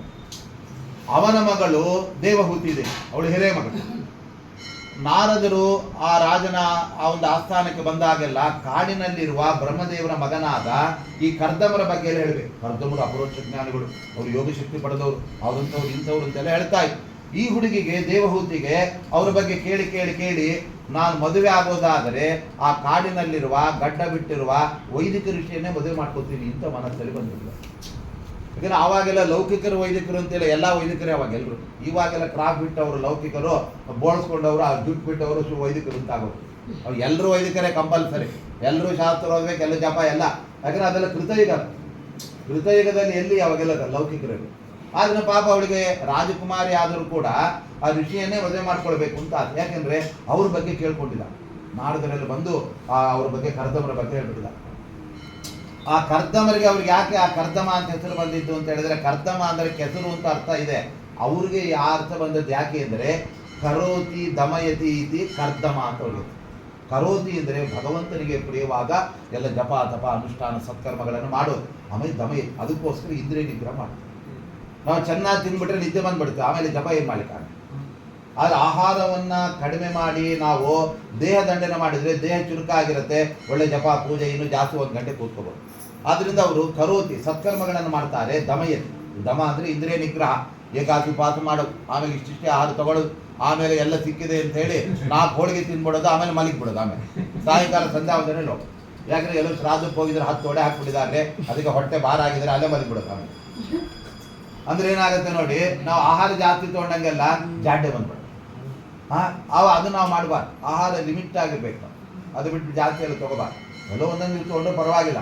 ಆದರೆ ಬರೀ ದಿವಸ ಅದೇ ಆಗ್ಬಿಟ್ರೆ ಪಕ್ಷ ಮಾಸ ಬಂದು 15 ದಿವಸ ಕಡಿತಾನೆ ಇರ್ತಾರೆ. ದಿವಸ ಒಡೆ ರವೆ ಉಂಡೆ, ಏನು ಸಂಧ್ಯಾವನೆ ಲೋಪ, ಸಾಯಂಕಾಲ ಎಲ್ಲ ಆಗಬೇಕು. ಸಂಧ್ಯಾವನೆ ಬರೋದ್ರ 4 ಗಂಟೆ ಊಟ, ಆಮೇಲೆ ಅದು ಮಾಡಿಬಿಟ್ಟಲ್ಲಿ ಆ ಸಂಧ್ಯಾ ಲೋಪವೇ. ಅದಕ್ಕೆ ದೇವರು ಹೇಳ್ತಾರೆ ಹಾಗೆಲ್ಲ ಮಾಡಬೇಡಿ. ಬ್ರಾಹ್ಮಣಸ್ಯ ದೇಹೋಯಂ ಕ್ಷುದ್ರ ಕಾಮಾಯ ನೇಷ್ಯತೆ ಗೃಚ್ಛ್ರಾಯ ತಪಸೇ ಚೈವ ಪ್ರೇತ್ಯ ಅನಂತ ಸುಖಾಯ. ಪರಮಾತ್ಮ ಶೂದ್ರ ವೈಶ್ಯ ಕ್ಷತ್ರಿಯನಿಗಿಂತ ಮಿಗಿಲಾಗಿ ಬ್ರಾಹ್ಮಣನನ್ನು ಸೃಷ್ಟಿ ಮಾಡಿದ್ದಾರೆ. ನೋಡಿ, ನಿಮ್ಮನ್ನು ಯಾವ ಕಡೆಯಿಂದ ನಾವು ಸೃಷ್ಟಿ ಮಾಡಿದ್ದೇನೆ ಗೊತ್ತಾ? ನನ್ನ ಬಾಯಿಂದ ಸೃಷ್ಟಿ ಮಾಡಿದ್ದೇನೆ ಅಂತಂದು. ಬೇರೆಯವರೆಲ್ಲ ಕಾಲಿನಿಂದ, ತೊಡೆಯಿಂದ, ಭುಜದಿಂದ ಅವನನ್ನು ಸೃಷ್ಟಿ ಮಾಡಿ. ಆದರೆ ಬ್ರಾಹ್ಮಣ ಹುಟ್ಟಿದ್ದು ಹೇಗೆ? ಬ್ರಾಹ್ಮಣೋಸ್ಯ ಮುಖಮಾಸಿ. ನೋಡಿ, ಪುರುಷ ಸೂಕ್ತ ಹೇಳ್ತಾ ಇದೆ, ಬ್ರಾಹ್ಮಣ ಪರಮಾತ್ಮನ ಮುಖ. ಅದಕ್ಕೆ ನಾವು ಊಟ ಮಾಡಬೇಕಾದ್ರೆ ತುತ್ತನ್ನು ಬಾಯಲ್ಲಿ ಹಾಕೋಬೇಕು ಹೊರತು ಕಿವಿಯಲ್ಲ. ನಾವೇನು ಕಿವಿಯಲ್ಲಿ ಹಾಕೊಳ್ಳಲ್ಲ ಬಿಡಿ. ಕರೆಂಟ್ ಹೋದ್ರೆ ಕರೆಕ್ಟ್ ಹಾಕಿ ಬಾಯಿಗೆ ಹೋಗುತ್ತೆ, ಯಾಕಂದ್ರೆ ಸಂಸ್ಕಾರ ಅಲ್ಲ. ಕರೆಂಟ್ ತೆಗೆದು ಏನಾರು ಮಾಡಿ ಬಾಯಿಗೆ ಹೋಗುತ್ತೆ, ಇನ್ನೊಬ್ಬರ ಬಾಯಿಗೆ ಹೋಗುತ್ತೆ. ಎಲ್ಲಾದರೂ ನಮ್ಮ ಬಾಯಿ ಇಲ್ಲೇ ಮುಗಿಸ್ಕೊಂಡು ಇಲ್ಲೇ ಬಾಯಿಗೆ ಹಾಕೋತೇವೆ. ಆದರೆ ಪರಮಾತ್ಮನಿಗೆ ಪ್ರೀತಿ ಆಗಬೇಕಾದ್ರೆ ಬ್ರಾಹ್ಮಣನ ಬಾಯಿ ಏನಿದೆ ಅದೇ ದೇವ್ರ ಬಾಯಿ ಅಂತ ಹೇಳಿ. ಯಾಕೆ ದೇವರ ಬಾಯಿಂದ ಹುಟ್ಟಿದವ ಬ್ರಾಹ್ಮಣ. ಬ್ರಾಹ್ಮಣನ ಬಾಯಲ್ಲಿ ಊಟ ಹಾಕ್ಬಿಟ್ರೆ ಡೇಗೋದು ಬ್ರಾಹ್ಮಣ ಅಲ್ಲ, ಪರಮಾತ್ಮ ಡೇಗ್ತಾನೆ. ಯಾಕೆ ಅಂದ್ರೆ ಅಶ್ನಾತ್ಯನಂತ ಖಲು ತತ್ವ ಕೋವಿದೈಹಿ. ಯಾರು ಬ್ರಾಹ್ಮಣರಲ್ಲಿ ನಾವು ಊಟ ಹಾಕ್ತಿದರೆ ಅದರಿಂದ ಪರಮಾತ್ಮ ಪ್ರೀತನಾಗ್ಬಿಡ್ತಾನೆ. ಯಾಕೆ ಅಂದರೆ ನೋಡಪ್ಪ, ನನ್ನನ್ನು ಹೊಲಿಸ್ಕೊಳ್ಬೇಕಾದ್ರೆ ಬ್ರಾಹ್ಮಣರನ್ನು ಹೊಲಿಸ್ಕೊಳ್ಳಿ. ಬ್ರಾಹ್ಮಣರು ನಿಮ್ಗೆ ಏನು ಆಶೀರ್ವಾದ ಮಾಡ್ತಾರೆ ಅದು ನಾನು ಆಶೀರ್ವಾದ ಮಾಡಿದ್ದೇನೆ. ಅದಕ್ಕೆ ದೇವರೇ ಮೃಗ ಋಷಿಗಳ ಪಾದ ತೊಳೆದಿದ್ದಾನೆ. ಆಮೇಲೆ ದೂರ್ವಾಸರ ಸೇವೆಯನ್ನು ಮಾಡಿದ್ದಾರೆ. ಯಾಕೆ ಅಂದರೆ ನಾನು ಬರೀ ಹೇಳೋದೆಲ್ಲ ಮಾಡ್ತಾ ಇದ್ದೆ ನೋಡೋದು. ಕೆಲವರು ಬರೀ ಹೇಳ್ತಾರೆ, ಮಾಡೋದೊಂದು ಇಲ್ಲವೇ, ಅದರ ಪರಮಾತ್ಮ ಮಾಡಿ ತೋರಿಸಿದ್ದಾನೆ. ಹಾಗೆ ಇಲ್ಲೂ ಕೂಡ ನೋಡಿ, ಆ ಪರಮಾತ್ಮನ ಮುಖ ಆದ್ದರಿಂದ ಇವರು ಕೂಡ ಕಟ್ಟುನಿಟ್ಟಾಗಿ ಆ ಕರ್ದಮರು ತಪಸ್ಸು ಮಾಡಿ ದೇಹ ದಂಡನೆ ಮಾಡಿ ಭಾರಿ ತಪಸ್ಸು ಮಾಡಿದ್ದಕ್ಕೆ ಅವರು ದೊಡ್ಡ ಜ್ಞಾನಿಗಳಾದ ಅಪರೋಕ್ಷ ಜ್ಞಾನ. ಅವರನ್ನು ಮದುವೆ ಮಾಡ್ಕೊತೀನಿ ಅಂತ ಕೂತಿದ್ದಾಳೆ. ಯಾರು? ಆ ದೇವಹೂತಿ ಇದೆ. ಆದರೆ ಈ ಕಡೆ ಏನಾಗಿದೆ, ಕರ್ದಮರು ಅಯ್ಯೋ ನಾನು ಮದುವೆನೇ ಮಾಡ್ಕೊಳ್ಳೋದು ಬೇಡ, ಹುಡುಗಿ ಅಂತವಳು ಸಿಗ್ತಾಳೋ ಏನೋ, ಆಮೇಲೆ ನಾಳೆ ನನಗೆ ನೀವು ಗ್ಯಾಸ್ ಮೇಲೆ ತಿನ್ರಿ, ನೀವು ಪ್ಯಾಂಟ್ ಹಾಕೊಳ್ರಿ, ಕ್ರಾಪ್ ಇಡ್ರಿ, ಮುಖಚೌರ ಮಾಡ್ಕೊಳ್ಳಿ ಅಂತ ಹೇಳ್ಬಿಟ್ರೆ ಕಷ್ಟ ಅಂತ ಒಲ್ಲೆ ಅಂತ ಇದ್ರು. ಆದರೆ ಕರ್ದಮರಿಗೆ ಕನಸಲ್ಲಿ ಬಂದು ಪರಮಾತ್ಮ ಹೇಳಿದ, ಕರ್ದಮರೇ, ನಿಮಗೆ ಈ ಎಲ್ಲ ಬ್ರಹ್ಮಾವರ್ತದ ದೊರೆಯಾದ ಚಕ್ರವರ್ತಿ ಸ್ವಯಂಭೂಮನು ಮಗಳನ್ನು ಕರ್ಕೊಂಡು ನಾಡಿದ್ದು ನಿಮ್ಮ ಆಶ್ರಮಕ್ಕೆ ಬರ್ತಾನೆ, ನಿಮಗೆ ಮಗಳನ್ನು ಕೊಟ್ಟು ಮದುವೆ ಮಾಡ್ಕೊತಾನೆ, ಬೇಡ ಅಂತ ಹೇಳ್ಬಿಡಿ. ನೋಡಿ, ದೇವರೇ ಪೌರೋಹಿತ ಮಾಡಿದ. ಅಲ್ಲ ಸ್ವಾಮಿ, ನಂಗೆ ಯಾಕೆ ಸುಮ್ಮನೆ ಸಂಸಾರ ಬೇಡ ಅಂತ ಅವ್ರು. ಯಾರು ಹಂಗೆ ಹೇಳೋದು? ನಿನಗೆ ನಾನೇ ಮಗನಾಗಿ ಅವತಾರ ಮಾಡ್ತೇನೆ, ಹಾಗಾದ್ರೆ ಒಪ್ಕೋತೀವಿ ಇಲ್ಲ ಅಂತ ಕೇಳಿದ ದೇವ್. ಅವಾಗ ಕರ್ದಮರು ಗಾಬರಿ ಆಗ, ಸ್ವಾಮಿ ನೀನೇ ಕಪಿಲ ವಾಸುದೇವನಾಗಿ ನನಗೆ ಮಗನಾಗಿ ಬರೋದಾದ್ರೆ ನಾನು ಮದುವೆ ಮಾಡ್ಕೊಡಕ್ಕೆ ರೆಡಿ ಅನ್ಬೋದು. ಮದುವೆ ಬೇಡ ಅಂತವರನ್ನ ನಾನು ಬರ್ತೇನೆ ಮದುವೆ ಮಾಡ್ಕೊ ಅಂತ ಹೇಳಿದ ಪರಮಾತ್ಮ. ಅವತಾರ ಮಾಡ್ತೇನೆ ನಿನ್ನ ಮಗನಾಗಿ. ಆಯ್ತು ಸ್ವಾಮಿ ಅಂತ ಹೇಳು. ಆಮೇಲೆ ಸ್ವಾಮಿ ಹೆಂಗೆ ನಾನು ಇಲ್ಲಿದ್ದೀನಿ, ಅವ್ರು ಬರೋದು ಹೆಂಗೆ, ನಾನು ಗೊತ್ತಾಗೋದಿಗೆ, ನೀನೇನು ಚಿಂತೆ ಮಾಡಬೇಡ, ಅವ್ರ ಸ್ವಪ್ನದಲ್ಲೂ ಹೇಳ್ತೀನಿ ಅಂತ ಪರಮಾತ್ಮ. ಈ ಕಡೆ ಆ ಸ್ವಯಂಭೂಮನು ಶತ್ರುಪಾದೇವ್ರ ಕನಸಲ್ಲಿ ಬಂದು, ನೋಡಿ ನೀವು ಯಾರ್ಯಾರಿಗೋ ಮದುವೆ ಮಾಡ್ಕೊಳ್ಳಿಕ್ಕೆ ವರನ್ನು ಹುಡ್ಕೋದು ಬೇಕಾಗಿಲ್ಲ, ವಧುವರ ಅನ್ವೇಷಣೆ ಕೇಂದ್ರಕ್ಕೂ ಹೋಗಬೇಕಾಗಿಲ್ಲ, ನೀವೆಲ್ಲಿ ನೋಂದಣಿ ಮಾಡಬೇಕಾಗಿಲ್ಲ, ಕಾಡಿನಲ್ಲಿ ಇಲ್ಲಿ ಆಶ್ರಮದಲ್ಲಿ ಕರ್ದಮರಿದ್ದಾರೆ, ಅವ್ರಿಗೆ ನಿಮ್ಮ ಮಗಳನ್ನು ಮದುವೆ ಮಾಡಿಕೊಡಿ, ನೀವು ಸರಳವಾಗಿ ವಿವಾಹ ಮಾಡ್ಕೊಂಡು ಬಂದಿದ್ದು. ಅವಾಗ ಮಾರನೇ ದಿವಸವೇ ಪರಮಾತ್ಮ ಹೇಳಿದ್ದನ್ನು ಕೇಳಿ ಆ ಮನುಷ್ಯಂದನ ಮಾಸ್ಥಾಯ, ಚಿನ್ನದ ರಥದಲ್ಲಿ ಮಧ್ಯದಲ್ಲಿ ದೇವಹೂತಿ, ಈ ಕಡೆ ಸ್ವಯಂಭೂಮನು, ಈ ಕಡೆ ಅವನ ಹೆಂಡತಿ ಶತ್ರುಪಾದಿ, ಅಷ್ಟೇ. ಉಳಿದ ಇಬ್ಬರು ಹೆಣ್ಮಕ್ಳನ್ನ ಕರ್ಕೊಂಡು ಹೋಗಿಲ್ಲ. ಯಾಕಂದ್ರೆ ಮದುವೆ ಆಗಬೇಕಾದದ್ದು ಯಾರಿಗೆ? ದೇವಹೂತಿಗೆ. ಆ ಕೊನೆ ಹುಡುಗನ ಕರ್ಕೊಂಡೋಗಿ ಇವಳೇ ಚೆನ್ನಾಗಿದ್ದಾಗಲೇ ಮದುವೆ ಮಾಡ್ಕೊಂಡು ತಿನ್ಕೊಂಡ್ಬಿಟ್ರೆ ಆಮೇಲೆ ಅದಕ್ಕೆ ಯಾರು ಮತ್ತೆ ತೋರಿಸ್ಬೇಕು ಅವ್ರನ್ನೇ ಕರ್ಕೊಂಡು ಹೋಗ್ಬೇಕು ಅಂತ. ಅವ್ರು ಸ್ವಯಂಭೂಮನು ಶತ್ರುಪಾದಿ ಕರ್ಕೊಂಡು ಹೋಗಿದ್ದಾರೆ. ಆವಾಗ ಬನ್ನಿ ಬನ್ನಿ ಬನ್ನಿ ಅಂತ ಅವ್ರು ಕರ್ದಮರ ಕರೆದಿದ್ದಾರೆ. ಅವಾಗ ಕೂಡಿಸಿದ್ದಾರೆ, ಮೆತ್ತಗೆ ಮಾಡಿ ಶುರು ಮಾಡಿದ್ರು. ನೀವು ವಿವಾಹ ಮಾಡ್ಕೊಳ್ಬೇಕು ಅಂತಿದ್ದೀರಂತೆ, ಅದಕ್ಕೆ ನಮ್ಮ ಮಗಳನ್ನ ಮದುವೆ ಮಾಡಿಕೊಡ್ತಾ ಇದ್ದೀವಿ. ಪುತ್ರೀಂ ಪ್ರತಿಗ್ರಹಾಣ ತಾಮ್, ನಮ್ಮ ಮಗಳು ಏನೋ ವೈದ್ಯಕರಿಗೆ ಕೊಡ್ತಾ ಇದ್ದಾರೆ ಅಂದ್ರೆ ಏನು ಕಣ್ಣು ಸರಿ ಇಲ್ಲ ಅಸರಿ ಇಲ್ಲ ಅನ್ಕೋಬೇಡಿ. ಅವಳು ಒಳ್ಳೆ ಸುಂದರಿಯಾಗಿದ್ದಾಳೆ, ಒಳ್ಳೆ ಸೌಂದರ್ಯವತಿ, ಆಮೇಲೆ ಒಳ್ಳೆ ಸಂಸ್ಕಾರವುಳ್ಳವಳಾಗಿದ್ದಾಳೆ. ಅವಳು ನಿಮ್ಮನ್ನೇ ಇಷ್ಟಪಟ್ಟಿದ್ದಾಳೆ ಇಷ್ಟಕ್ಕೂ. ಯಾಕಂದ್ರೆ ಯಾವ ವೈದ್ಯಕರನ್ನ ಒಬ್ಬ ಹುಡುಗಿ ಇಷ್ಟಪಡ್ತಾಳೆ, ಅದಕ್ಕೆ ನೀವು ಮದುವೆ ಮಾಡ್ಕೊಳ್ಳಿ ಅಂದರೆ ಆವಾಗ ಆಯ್ತು ಅಂತ ಒಪ್ಕೊಂಡ್ಬಿಟ್ರು. ಅಲ್ಲೇ ಸರಳವಾಗಿ ಮದುವೆಯನ್ನ ಅಲ್ಲಿ ಮಾಡಿಬಿಟ್ಟಿದ್ದಾರೆ. ರಾಜ ಅಂತ ಏನು ಧಾಮ್ ಧೂಮ್ ಎಲ್ಲ ಇಲ್ಲ, ಸರಳವಾಗಿ ಮದುವೆ ಮಾಡಿಕೊಟ್ಟು ಆವಾಗ ಇವರಿಬ್ಬರನ್ನ ದಂಪತಿಗಳನ್ನು ಮಾಡಿ ಆ ತಂದೆ ತಾಯಿಗಳು ಈ ಹುಡುಗಿ ತಂದೆ ತಾಯಿ ಹೊರಟ್ಬಿಟ್ಟಿದ್ದಾರೆ. ಹೊರಡುವಾಗ ಆ ದೇವಹೂತಿ ದೇವಿಗೆ ತಾಯಿಯಾದ ಶತರೂಪಾದೇವಿ ಕೆಲವು ಕಿವಿ ಮಾತನ್ನು ಹೇಳಿ, ನೋಡಮ್ಮ ಗಂಡನ ಸೇವೆ ಚೆನ್ನಾಗಿ ಮಾಡು, ಇವತ್ತಿನಿಂದ ನಿನ್ನ ಗಂಡನ ಒಳಗಡೆ ಇರೋ ದೇವರೇ ನಿನ್ನ ದೇವರು. ಹೆಣ್ಣು ಮಕ್ಕಳಿಗೆ ಗಂಡನ ಸೇವೆನೇ ಪರಮಾತ್ಮನ ಸೇವೆ ಆಗಿರುತ್ತೆ. ಆದ್ದರಿಂದ ನೀನು ಚೆನ್ನಾಗಿ ಸೇವೆ ಮಾಡಿದಷ್ಟು ನಿಮಗೆ ದೇವರ ಅನುಗ್ರಹ ಆಗುತ್ತೆ. ನಿಮಗೆ ದೇವರು ಡೈರೆಕ್ಟ್ ಬರೋದಿಲ್ಲ, ಗಂಡನ ಒಳಗಡೆ ಕೂತ್ಕೊಂಡು ಬರ್ತಾನೆ. ಆದ್ದರಿಂದ ನೀನು ಗಂಡನ ಸೇವೆ ಚೆನ್ನಾಗಿ ಮಾಡಿ, ಗಂಡ ಊಟ ಆದ್ಮೇಲೆ ನೀನು ಊಟ ಮಾಡಿ, ಗಂಡ ಮಲಗಿದ ಮೇಲೆ ಬರು, ಗಂಡ ಎದ್ಮೇಲೆ ಎದ್ದೇಳಬೇಡ, ಮುಂಚೆನೇ ಎದ್ದೇಳ್ಬೇಕು. ಅದನ್ನ ಹೇಳ್ತಾ ಇದ್ದಾರೆ. ಆಮೇಲೆ ಗಂಡನೇ ಎದ್ದು ಬೆಡ್ ಕಾಫಿ ಮಾಡ್ಕೊಡ್ಬೇಕು ಹೆಂಡತಿಗೆ, ಅಂತ ಪರಿಸ್ಥಿತಿಗೆ ಬಂದಿದೆ. ಆದ್ರೆ ಆಕೆ ಹೇಳ್ತಾ ಇದ್ದಾಳೆ, ನೀನು ಗಂಡನಿಗಿಂತ ಮುಂಚೆ ಎದ್ದೇಳು, ಎದ್ದು ಬಿಟ್ಟು ಎಲ್ಲ ಸೇವೆಯನ್ನ ಮಾಡು, ಆಮೇಲೆ ಮನೆದಲ್ಲಿ ಉಪಕರಣ ಮಾಡಿ, ಆಮೇಲೆ ಎಲ್ಲ ಬಿಸಿಲು ಕಾಯಿಸಿ ರೀ ಎದ್ದೇಳ್ರಿ ಅಂತ ಹೇಳ್ತು. ಅವ್ರು ಅದಕ್ಕಿಂತ ಮುಂಚೆ ಎದ್ದಿರ್ತಾರೆ ಪಾಪ, ಅವರೆಲ್ಲ ಋಷಿಗಳ ತಪಸ್ ಮಾಡು, ಅವ್ರು ಬರೀ ಮಲ್ಕೊಂಡ್ಬಿಡ್ತಾರ, ಒಳ್ಳೆ ಮೆತ್ತಗೆ ಜಿಂಬು ಹಾಸಿಗೆ ಸಿಕ್ಕಿದೆ ಅಂತ 3:15 ಎದ್ದೇಳಿದ್ರು. ನಾವೆಲ್ಲ 8 ಗಂಟೆ ಆದ್ರೂ ನಾವು ಸೂರ್ಯವಂಶದವ್ರಿಗೆ ನಿಧಾನ ಇಡ್ತೀವಿ ಅಂತ ಹೇಳೋದು. ಮುಂದೆ ಚಂದ್ರವಂಶ ಆಗಲ್ಲ, ರಾತ್ರಿ 8 ಗಂಟೆಗೆ ಎದ್ದಿಲ್ಲ ಅನ್ಕೋಬೇಕು. ಅಂದ್ರೆ ಹೀಗೆ ಆ ಕರ್ದಮರಿಗೆ ಆ ನಂತರದಲ್ಲಿ ದೇವಹೂತಿ ಮಡದಿಯಾಗಿ ಬಂದಿದ್ದಾಳೆ. ಆದ್ರೂ ಕೂಡ ಅವ್ರಿಗೇನು ಅಲ್ಲಿ ಹೋಗ್ಬೇಕು ಇಲ್ಲಿ ಹೋಗ್ಬೇಕು ಅಂತ ವಿಚಾರವೇ. ಮದುವೆ ಆಗ್ಬಿಟ್ಟಿದೆ, ಹನಿಮೂನ್ಗೆ ಎಲ್ಲಿ ಹೋಗ್ಬೇಕು, ಕೊಡೆಕೆನಾಲ್ ಹೋಗ್ಬೇಕು, ಆ ಗೋವಾಕ್ ಹೋಗ್ಬೇಕು ಅಂತ ಇಲ್ವೇಲ್ಲ. ಅಲ್ಲೇ ತಪಸ್ ಮಾಡ್ತಾ ಕೂತ್ಕೊಂಡ್ಬಿಟ್ಟಿದ್ದಾರೆ. ಮತ್ತೆ ಯಥಾ ಪ್ರಕಾರವೇ ಅವಳು ಸೇವೆ ಮಾಡಿದ್ರು ತುಂಬಾ ವರ್ಷ ಆಗೋಯ್ತು. ಕೊನೆಗೆ ಪಾಪ ಸೇವೆ ಮಾಡಿ ಮಾಡಿ ಮಾಡಿ ದೇವಹೂತಿ ಕಡ್ಡಿ ತರ ಸೊರಗಿಬಿಟ್ಟಿದ್ದಾರೆ. ಮನೇಲಿ ಅಸಿಸ್ಟೆಂಟ್ ಯಾರಿಲ್ಲ, ಅವಳೇ ಎಲ್ಲ ಕೆಲಸ ಮಾಡ್ಬೇಕು. ಆಮೇಲೆ ಸೇವೆ ಮಾಡಿ ಕೊನೆಗೆ ಒಂದ್ ದಿವಸ ಕರ್ದಮರು ಕೆಳಗಡೆ ಅಲ್ಲಿ ತಪಸ್ ಮಾಡ್ತಾ ಒಮ್ಮೆ ಕಣ್ಣು ತೆಗೆದ್ರು, ಎದುರುಗ ಮುದುಕಿ ಕೂತ್ಕೊಂಡ್ಬಿಟ್ಟು, ಅಷ್ಟೊತ್ತಿಗೆ ಮುದುಕಿ ಆಗ್ತಿದ್ದಾರೆ. ಎಷ್ಟೋ ವರ್ಷಗಳು ಕಳೆದೋಗಿದೆ, ಇನ್ನೇನಾಗುತ್ತೆ. ಆವಾಗ ಮುದುಕಿ ಕೂತ್ಕೊಂಡ್ಬಿಟ್ಟಿದ್ದಾಳೆ. ಇವರು ಮುದುಕಪ್ಪನೇ, ಇವರೇನೇ ಹರೇ ಹುಡುಗ ಅಲ್ಲ. ಅವಾಗ ಕೇಳಿದ್ರು, ಆಗ ಯಾರು ನೀನು ಅಂತ ಕೇಳಿದ್ರು. ಅದಕ್ಕೆ ಅವಳು ನಾನು ಅಂತ ಮಾತಾಡಿ ಶುರು ಮಾಡಿ, ನಾವು ಮುದುಕಿ ಆಗ್ಬಿಟ್ಟಿದ್ದಾಳೆ. ಅವಳು ಏನು ಹೇಳ್ಬೇಕು, ಸರಿ ನಾನೇ ರೀ ನಿಮ್ಮ ಹೆಂಡತಿ ಅಂತ ಹೇಳಿ. ಅವಾಗ ಸರಿ ಮತ್ತೆ ಏನು ನಿನ್ನ ಅಪೇಕ್ಷೆ ಅಂತ ಹೇಳಿ, ಇದೇ ನಾ ಇಷ್ಟು ಸೇವೆ ಮಾಡಿದ್ದು ನೀನೇ ಅಲ್ವಾ, ನಿನ್ನ ಅಪೇಕ್ಷೆ ಏನು? ಅವಳು ಹೇಳಿದ್ದು, ಸೊ ಮುಂಚೆ ಕೇಳಿದ್ರೆ ಒಂದು ಮಗುನಾದ್ರೂ ಕೇಳ್ಕೊತಿದ್ದೆ, ಈಗ ನೀವು ಮುದುಕಪ್ಪ ಕೋಲಪ್ಪ, ನಾವು ಕೋಲ್ನ ಅಜ್ಜಿ ಆಗ್ಬಿಟ್ಟಿದ್ದೇನೆ, ಮಕ್ಕಳು ಆಗದೆ ಅಜ್ಜಿ ಆಗ್ಬಿಟ್ಟಿದ್ದೇವೆ, ನಾವಿಬ್ರು ಅಜ್ಜಿ, ಇನ್ನೇ ನಿಮ್ಮನ್ನು ಕೇಳೋದು ಅಂತ ಹೇಳಿ. ಅದಕ್ಕೆ ಅವ್ರು ಹೇಳಿ, ಹಾಗಲ್ಲ, ನನಗೆ ಪರಮಾತ್ಮ ಕೊಟ್ಟ ಯೋಗ ಶಕ್ತಿ ಇದೆ, ಅಪರೋಕ್ಷ ಜ್ಞಾನ ಇದೆ, ನಿನಗೆ ಬೇಕಾದ್ದನ್ನ ನಾನು ಮಾಡ್ತೇನೆ ಅಂತ ಹೇಳಿದ್ರು. ಹಾಗಾದ್ರೆ ನನ್ನ ಸಂತತಿ ಆಗ್ಬೇಕು, ಬರೀ ಮಕ್ಕಳೇ ಆಗದೆ ನಿಮ್ ಸೇವೆ ಮಾಡಿದ್ದೇ ಕಳೆದೆ ನಾನು ಇದುವರೆಗೂ. ಯಾಕೆ ಅಂತ ಹೇಳಿದ್ರೆ ಭವಾನೀವ ಭವಂ ಪ್ರಭುಂ ಅಂತ ಭಾಗವತ. ರುದ್ರದೇವರನ್ನ ಪಾರ್ವತಿ ದೇವಿ ಹೇಗೆ ಸೇವೆ ಮಾಡಿದ್ದೋ ಆ ತರ ಆ ಶತರೂಪಾದೇವಿಯ ಮಗಳಾದಂತ ಅವಳು ದೇವಹೂತಿ ಗಂಡನ ಸೇವೆ ಮಾಡಿದಾಳಪ್ಪ. ಆದ್ರೂ ಕೂಡ ಕಣ್ ತೆಗಲೇ ಇಲ್ಲ, ಇವಳು ಸುಮ್ಮನೆ ಇದ್ದಪ್ಪ. ಬೇರೆ ಆಗಿದ್ರೆ ತಕ್ಷಣ ಡೈವರ್ಸ್ ಕೊಟ್ಬಿಟ್ಟು ಇನ್ಯಾರು ಮದುವೆ ಆಗ್ಬಿಟ್ಟು, ಈ ವೈದ್ಯ ಗಂಡ ಬೇಡ, ಮಿಸ್ಟೇಕ್ ಮಾಡ್ಕೊಂಡು ಮದುವೆ ಆಗ್ಬಿಟ್ಟಿದ್ದೀನಿ. ಆದ್ರೆ ಅವಳು ಹಂಗೆ ಮಾಡಲೇ ಇಲ್ಲ ಪಾಪ. ಈಗ ಇಲ್ಲಿ ಬಿಡಿ, ಇವತ್ತಲ್ಲ ನಾಳೆ ಕಣ್ಣು ತೆಗಿತಾನೆ ಅನ್ಕೊಳ್ಳಿ ಪಾಪ. ಕೊನೆ ಕಣ್ಣು ತೆಗೆದು ಬಿಟ್ಟ ಕಣ್ಣು. ನಿನಗೆ ಏನ್ ಬೇಕು ಅಂತ ಕೇಳಿದ್ರು, ಏನ್ರಿ ಏನು ಸುಖ ಪಡ್ಲಿಲ್ಲ, ಬರೀ ನಿಮ್ ಸೇವೆ ಮಾಡಿದ್ದೆ ಆಯ್ತು, ಹಸುಗಳ ಸೆಗಣಿ ಎತ್ತಿದ್ದಾಯ್ತು, ಮನೆ ಮುಸುರೆ ಬಳದಿದ್ದಾಯ್ತು, ಕಪ್ಪು ಪಾತ್ರೆ ತೊಳೆದಿದ್ದಾಯ್ತು, ನೋಡಿ ಹೆಂಗಾಗಿದೆ ನನ್ನ ಪರಿಸ್ಥಿತಿ. ಅವ್ರು ಹೇಳಿದ್ರು, ನನ್ನ ಅಪರೋಕ್ಷ ಜ್ಞಾನದಿಂದ ನಿನಗೆ ಎಂತ ಅನುಗ್ರಹ ಮಾಡ್ತೇನೆ ನೋಡು ಅಂತ ಹೇಳ್ಬಿಟ್ಟು ಪರಮಾತ್ಮ ಹೇಳಿದ. ಅಲ್ಲೊಂದು ಸರೋವರ ಕಾಣ, ಆ ಸರೋವರದಲ್ಲಿ ಸ್ನಾನ ಮಾಡುವಂತ ದೇವಹೂತಿ ದೇವಿಗೆ ಆ ಕರ್ದಮರು ಹೇಳಿದ್ದಾರೆ, ಸ್ನಾನಕ್ಕೆ ಇಳಿದಿದ್ದಾಳೆ. ಇದ್ದಕ್ಕಿದ್ದಂತೆ 16 ವರ್ಷದ ನವತಾರುಣ್ಯ ಬಂದಿದ್ದಾರೆ. ಅವಳು ಮುದಿಕೆ ಅಲ್ಲ ರೀ, ಅವಳು ಹುಡುಗಿ ಆಗ್ತಿದ್ದಾಳೆ, ಒಳ್ಳೆ ಸುಂದರಿ. ಅವಳಿಗೆ ಮೈ ತಿಕ್ಕಕ್ಕೆ, ಕೈಗೆ ಶಾಂಪು ಹಾಕಕ್ಕೆ, ಸೋಪ್ ಹಾಕಕ್ಕೆ ಎಲ್ಲ ದಾಸಿಯರು ಬಂದ್ಬಿಟ್ಟಿಲ್ಲ. ಅವರೆಲ್ಲ ಸೇವೆ ಮಾಡ್ತಾ ಇದ್ದ. ಒಳ್ಳೆ ಸ್ನಾನ ಮಾಡಿಸಿ ಒರೆಸಿ ಬಟ್ಟೆ ಹಾಕಿ ಅಲ್ಲಿ ನಿಂತ್ರೆ ಒಬ್ಬ ಆ ದೇವಹೂತಿ 9 ಆಗ್ಬಿಟ್ಟಿದೆ. 9 ರೂಪ ಕೊಟ್ಟಿದ್ದಾರೆ. ಈ ಕಡೆ ಕರ್ದಮರನ್ನ ಸ್ನಾನ ಮಾಡಿಸಿದ ಸರೋವರದಲ್ಲಿ ಅವ್ರಿಗೂ ಒಳ್ಳೆ ಯೌವನ ಗಡ್ಡ ಗಿಡ್ಡ ಎಲ್ಲ ಹೋಗಿ ಒಳ್ಳೆ ಶೇವಿಂಗ್ ಆಗೋಗ್ಬಿಟ್ಟಿದೆ, ಎಲ್ಲ ಭಾರಿ ಸುಂದರ ಆಗ್ಬಿಟ್ಟಿದ್ದಾರೆ ಎಲ್ಲ. ಆಮೇಲೆ ಅವರು 9 ರೂಪ ತಗೊಂಡಿದ್ದಾರೆ. ಅವಳು 9 ಹೆಣ್ಣು ರೂಪ, ಇವರು ಕೂಡ 9 ಗಂಡು ರೂಪ. 9 ಮಹಡಿಯ ವಿಮಾನ ನಿರ್ಮಾಣ ಮಾಡಿದ್ದಾರೆ.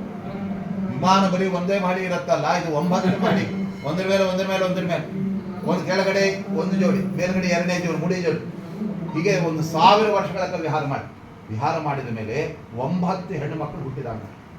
ಆ 9 ಹೆಣ್ಣು ಮಕ್ಕಳು ಯಾರು? ಅವರೆಲ್ಲ ವಸಿಷ್ಠರ ಹೆಂಡತಿಯಾದ ಅರುಂಧತಿ ದೇವಿ, ಅತ್ರಿ ಮಹರ್ಷಿಗಳ ಹೆಂಡತಿಯಾಗಿರ್ತಕ್ಕಂಥ ಅನಸೂಯಾದೇವಿ, ಇವರೆಲ್ಲ ಋಷಿ ರಮಣೀಯರ ಆವಾಗ ಹೆಣ್ಣು ಹುಡುರವು, ಸಣ್ಣ ಕೂಸುಗಳಾಗಿ ಹುಟ್ಟುಬಿಟ್ಟಿವೆ. ಆ 9 ಮಂದಿ ಹೆಣ್ಣು ಮಕ್ಕಳನ್ನ, ಋಷಿ ಕನ್ಯೆಯರನ್ನ ಇವರಿಬ್ಬರು ದಂಪತಿಗಳು ಪಡೆದು ಬಿಟ್ಟಿದ್ದಾರೆ. ಆ ಸಂದರ್ಭದಲ್ಲಿ ಸಣ್ಣ ಸಣ್ಣ ಕೂಸುಗಳು ಬೆಳೀತಾ ಇವೆ, ಅವರೆಲ್ಲ ದೊಡ್ಡವರಾಗ್ತಾ ಇದ್ದಾರೆ. ಅಷ್ಟೊತ್ತಿಗೆ ದೇವಹೂತಿ ದೇವಿ ಕೇಳಿದ್ದು, ಏನ್ರಿ ಬರೀ 9 ಹೆಣ್ಣೆ ಹುಟ್ಟು ಬಿಟ್ಟಿವೆ, ಒಂದು ಗಂಡ ಆಗ್ಲಿಲ್ಲ. ಆಯ್ತಮ್ಮ, ನೀ ಕೇಳಲಿಲ್ವಲ್ಲ, ತಗೋ ನೆಕ್ಸ್ಟ್ ಗಂಡೆ ಹುಟ್ಟತ್ತೆ, 10ನೇದು ಮುತ್ತಿನಂತ 10ನೇದು ಗಂಡು. ಆವಾಗ ಅವರು ಮತ್ತೆ ದೇವರನ್ನ ಪ್ರಾರ್ಥನೆ ಮಾಡಿದಾಗ, ಅಥ ಕಾರ್ದಮಂ ವೀರ್ಯಮಾಪನ್ನಃ ಕಪಿಲೋ ಭಗವಾಂತದ ಭಾಗವತ ಹೇಳ್ತಾ ಇದೆ. ತಕ್ಷಣದಲ್ಲಿ ಪರಮಾತ್ಮ ಕರ್ದಮರ ವೀರ್ಯದ ಒಳಗಡೆ ತನ್ನ ಅಪ್ರಾಕೃತವಾದ ದಿವ್ಯ ಶಕ್ತಿಯನ್ನು ಇಟ್ಟು ಆ ತಾಯಿ ದೇವತಿಯ ಗರ್ಭದಲ್ಲಿ ಹೋಗಿಬಿಟ್ಟು 9 ತಿಂಗಳು ಇದ್ದಂತೆ ಮಾಡಿ 10ನೇ ತಿಂಗಳಿಗೆ ಸರಿಯಾಗಿ ಪರಮಾತ್ಮ ಅವತಾರ ಮಾಡಿದ. ಆ ಕಪಿಲ ವಾಸುದೇವ ಅವತಾರ ಮಾಡುವಾಗ ದೇವಲೋಕದಿಂದ ಪುಷ್ಪವೃಷ್ಟಿ ಆಗ್ತಾ ಇದೆ. ಪರಮಾತ್ಮ ಭೂಲೋಕದಲ್ಲಿ ಅವತಾರ ಮಾಡಿದಾಗ ದೇವಲೋಕದ ಅಲ್ಲಿರ್ತಕ್ಕಂಥ ನಂದನ ವನದಲ್ಲಿರ್ತಕ್ಕಂಥ ಹೂಗಳನ್ನ ಒಬ್ಬೊಬ್ಬ ದೇವತೆಗಳು ಒಂದೊಂದು ಮುಷ್ಟಿ ತಂತಂತ ದೇವರ ಮೇಲೆ ಹಾಕಿದರೆ ಆ ಕಪಿಲ ವಾಸುದೇವ, ಪುಟ್ಟ ವಾಸುದೇವ ಹೂವಿನಿಂದ ಮುಚ್ಚಿಬಿಟ್ಟಂತೆ. ಯಾರು ಆ ಕಪಿಲ ವಾಸುದೇವ ಅಂದರೆ ಸಾಕ್ಷಾತ್ ಪರಮಾತ್ಮನೇ, ಆ ಭಗವಂತನೇ. ಕಪಿಲ ಅಂತ ಅವನಿಗೆ ಹೆಸರು. ಕ ಅಂದರೆ ಮೋಕ್ಷ ಸುಖ, ಅದನ್ನ ಲ ಅಂದರೆ ಸ್ವೀಕಾರ ಮಾಡತಕ್ಕಂಥ, ಪಿ ಅಂದರೆ ಕುಡಿತಕ್ಕಂಥವು, ಅಂದರೆ ಮೋಕ್ಷಾನಂದವನ್ನು ಪಡೆಯುವ ಏನು ಮುಕ್ತರಿದ್ದಾರೆ ಅವರೇ ಕಪಿಗಳು. ಕಪಿಗಳು ಅಂದರೆ ಕೋತಿಗಳಲ್ಲ, ನಮಗೆಲ್ಲ ಅದು ಒಂದೇ ಗೊತ್ತು. ಕಪಿಗಳು ಅಂದರೆ ಕೋತಿಗಳು ಅಂದ್ಕೊಂಡ್ಬಿಟ್ಟಿವಿ ನಾವು. ಕ ಅಂದರೆ ಸುಖ, ಮೋಕ್ಷದ ಸುಖ, ಅದನ್ನು ಪಿ ಅಂದರೆ ಪಾನ ಮಾಡುವ ಮುಕ್ತಾತ್ಮರು, ಅವರನ್ನ ಲ ಅಂದರೆ ಲಾಚಿ ಸ್ವೀಕಾರ ಮಾಡ್ತಾನೆ. ಅದಕ್ಕೆ ಪರಮಾತ್ಮ ಮುಕ್ತರಿಗೂ ನಿಯಾಮಕನಾದ ಪರಮಾತ್ಮನೇ ಕಪಿಲ ವಾಸುದೇವ. ಒಂದು ಸಾಕ್ಷಾತ್ ವಾಸುದೇವ ಯಾಕೆ ಜಗತ್ತಿನಲ್ಲೆಲ್ಲ ವಾಸ ಮಾಡ್ತಾ ಇದ್ದಾನೆ, ಕ್ರೀಡಾದಿಗುಣ ವಿಶಿಷ್ಟನಾಗಿದ್ದಾನೆ, ಆದ್ರಿಂದ ವಾಸುದೇವ. ಕೃಷ್ಣ ಪರಮಾತ್ಮನಿಗೂ ವಾಸುದೇವ ಅಂತ ಹೆಸರಿದೆ. ಅವನು ಬರೀ ವಸುದೇವನ ಮಗನಾಗಿದ್ದಕ್ಕೆ ಅಲ್ಲ, ವಾಸನಾತ್ ವಾಸುದೇವೋಸಿ ವಾಸಿತಂತೆ ಜಗತ್ರಯಂ. ಈ ಜಗತ್ತಿನಲ್ಲೆಲ್ಲ ವಾಸ ಮಾಡ್ತಾ ಇದ್ದಾನೆ. ಅವನು ಹಿಂದೆ ಇರೋ ಜಾಗ ಎಲ್ಲಿದೆ? ಅಣುವಿನಲ್ಲೇ ಪರಮಾತ್ಮ ತೃಣಕಾಷ್ಠದಲ್ಲೆಲ್ಲ ಇದ್ದ. ದೇವ ಅಂದರೆ ಕ್ರೀಡಾದಿಗುಣ ವಿಶಿಷ್ಟ. ಆದ್ರಿಂದ ಪರಮಾತ್ಮ ಕಪಿಲ ವಾಸುದೇವನಾಗಿ ಅವತಾರ ಮಾಡಿದಾಗ ಆ ದೇವಲೋಕದಿಂದ ಅದ್ಭುತವಾಗಿ ಪುಷ್ಪವೃಷ್ಟಿ ಎಲ್ಲ ಅಲ್ಲಿ ಆಗ್ತಾ ಇದೆ. ಆ ಪುಷ್ಪವೃಷ್ಟಿ ಆದಾಗ ಆ ಸಂದರ್ಭದಲ್ಲಿ ಎಲ್ಲರಿಗೂ ಭಾರಿ ಆನಂದವಾಗಿಬಿಟ್ಟಿದೆ. ಕರ್ದಮರಿಗಂತ ಆನಂದವೋ ಆನಂದ. ಕೊನೆಗೆ ಗಂಡು ಮಗ ಹುಟ್ಟುತ್ತಲ್ಲಪ್ಪ 10ನೇದ್ದು ಅಂತ ಅವರು ಖುಷಿಯಾಗಿದ್ದಾರೆ. ಅವರಿಗೆಲ್ಲ ಹೆಣ್ಮಕ್ಳಿಗೆ ಮದುವೆ ಮಾಡಿಬಿಟ್ಟಿದ್ದಾರೆ ಅಷ್ಟೊತ್ತಿಗೆ. ಆದರೆ ಅತ್ರಿಯನ್ನು ಕರ್ಕೊಂಬಂದು, ಅತ್ರಿ ಬ್ರಹ್ಮದೇವರ ಮಕ್ಕಳೇ, ಅವರಿಗೆ ಅನಸೂಯನ ಮದುವೆ ಮಾಡಿದ್ರು. ಆ ಅತ್ರಿ ಅನಸೂಯರಲ್ಲಿ ಪರಮಾತ್ಮ ದತ್ತಾತ್ರೇಯನಾಗಿ ಅವತಾರ ಮಾಡಿದ್ರು. ಅಲ್ಲಿ ದೂರ್ವಾಸರಾಗಿ ರುದ್ರದೇವರು ಬಂದರು. ಆಮೇಲೆ ಚಂದ್ರನ ಒಳಗಡೆ ಚತುರ್ಮುಖ ಬ್ರಹ್ಮದೇವರು ಬಂದ್ಬಿಟ್ಟು ದತ್ತಂ ದೂರ್ವಾಸಕಂ ಸೋಮಂ ಆತ್ಮೇಶ ಬ್ರಹ್ಮ ಸಂಭವ. ಅಲ್ಲಿ ತ್ರಿಮೂರ್ತಿಗಳು ಕೂಡ ಮಕ್ಕಳಾಗಿ ಬಂದ್ಬಿಟ್ಟಿದ್ದಾರೆ. ಆ ಥರ ಪರಮಾತ್ಮ ಅಲ್ಲಿ ಹುಡ್ತಾ ಇದ್ದಾನೆ. ಆಮೇಲೆ ಅರುಂಧತಿ ದೇವಿ, ಅವಳು ವಸಿಷ್ಠರ ಮದುವೆ ಆಗ್ಬಿಟ್ಟು.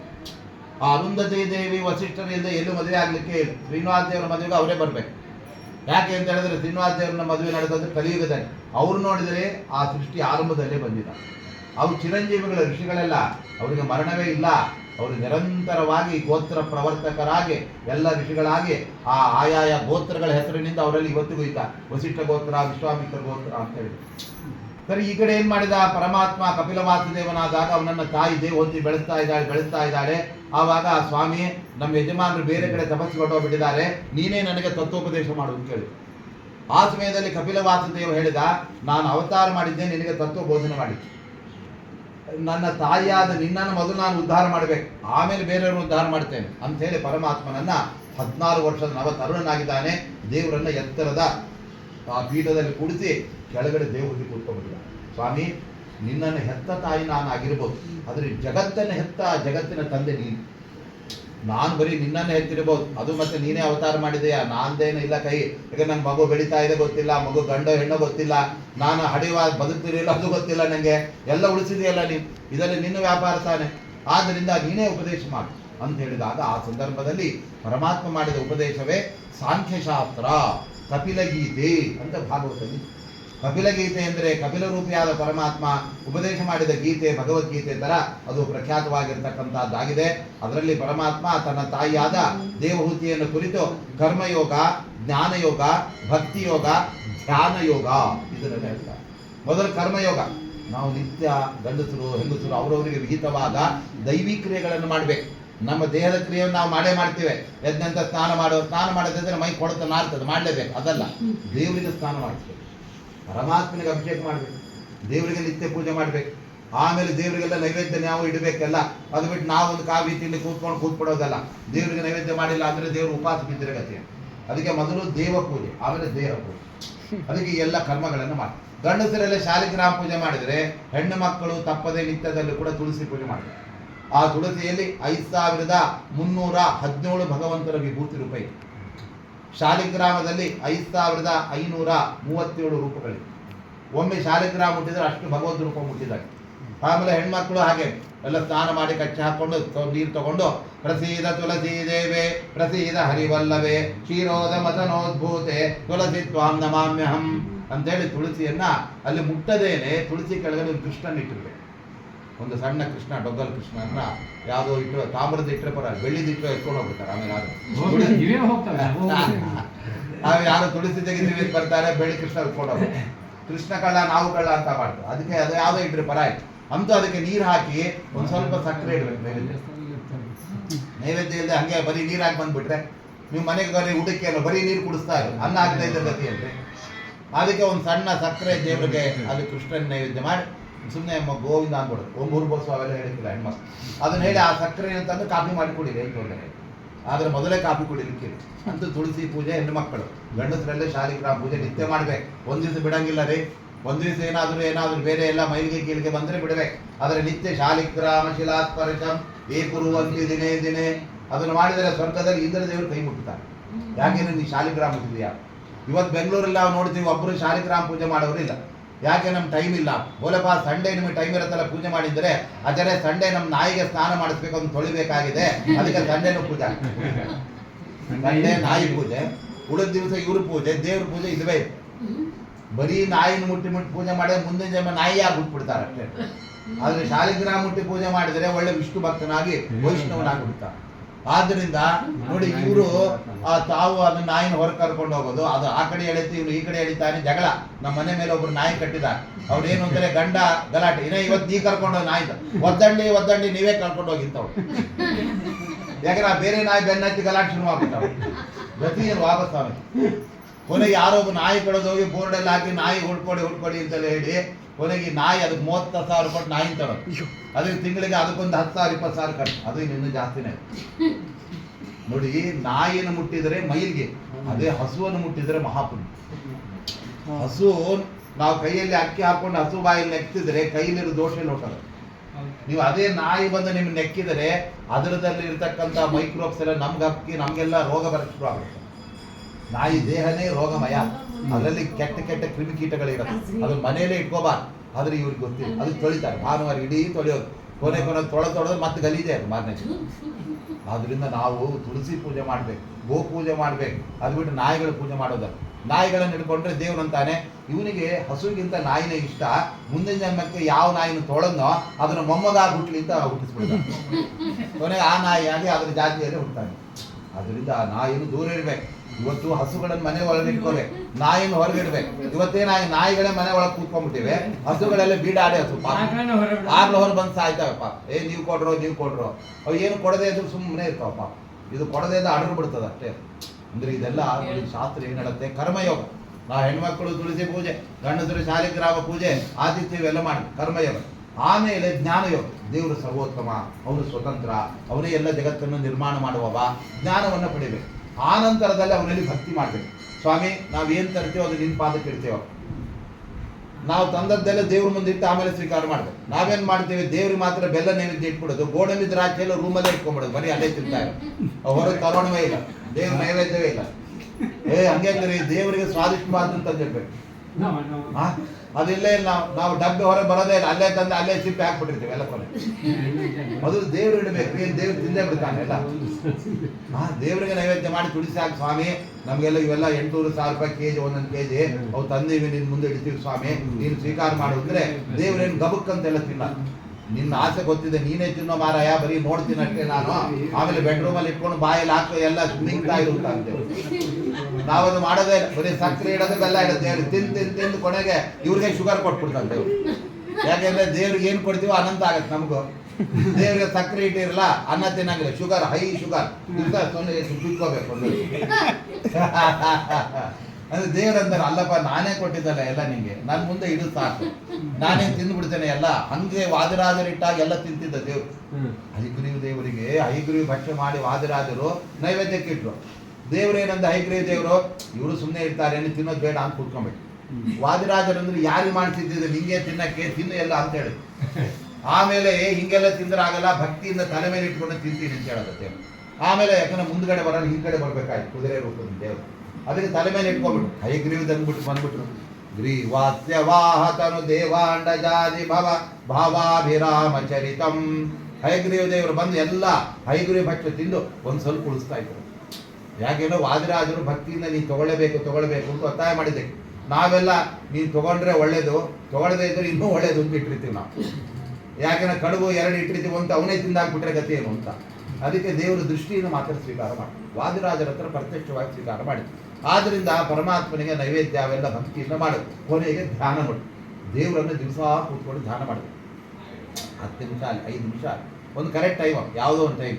ದೇವರೇ ನೀನು ಜಗತ್ತು ಸೃಷ್ಟಿ ಮಾಡಿದವ, ನೀನು ನಮಗೆಲ್ಲ ಬೀಬ, ನೀನು ಸ್ವತಂತ್ರ, ಎಲ್ಲ ಭಕ್ತರಿಗೆ ಅನುಗ್ರಹ ಮಾಡಿದವ, ಈ ಥರ ಕೂಡ ಚಿಂತನೆ ಮಾಡಿದ್ವಿ. ಅದ್ರ ಜೊತೆ ಹೆಣ್ಣು ಮಕ್ಕಳೆಲ್ಲ ಅಚ್ಯುತ ಅನಂತ ಗೋವಿಂದ ನಾಮತ್ರಯಗಳ ಸ್ಮರಣೆ.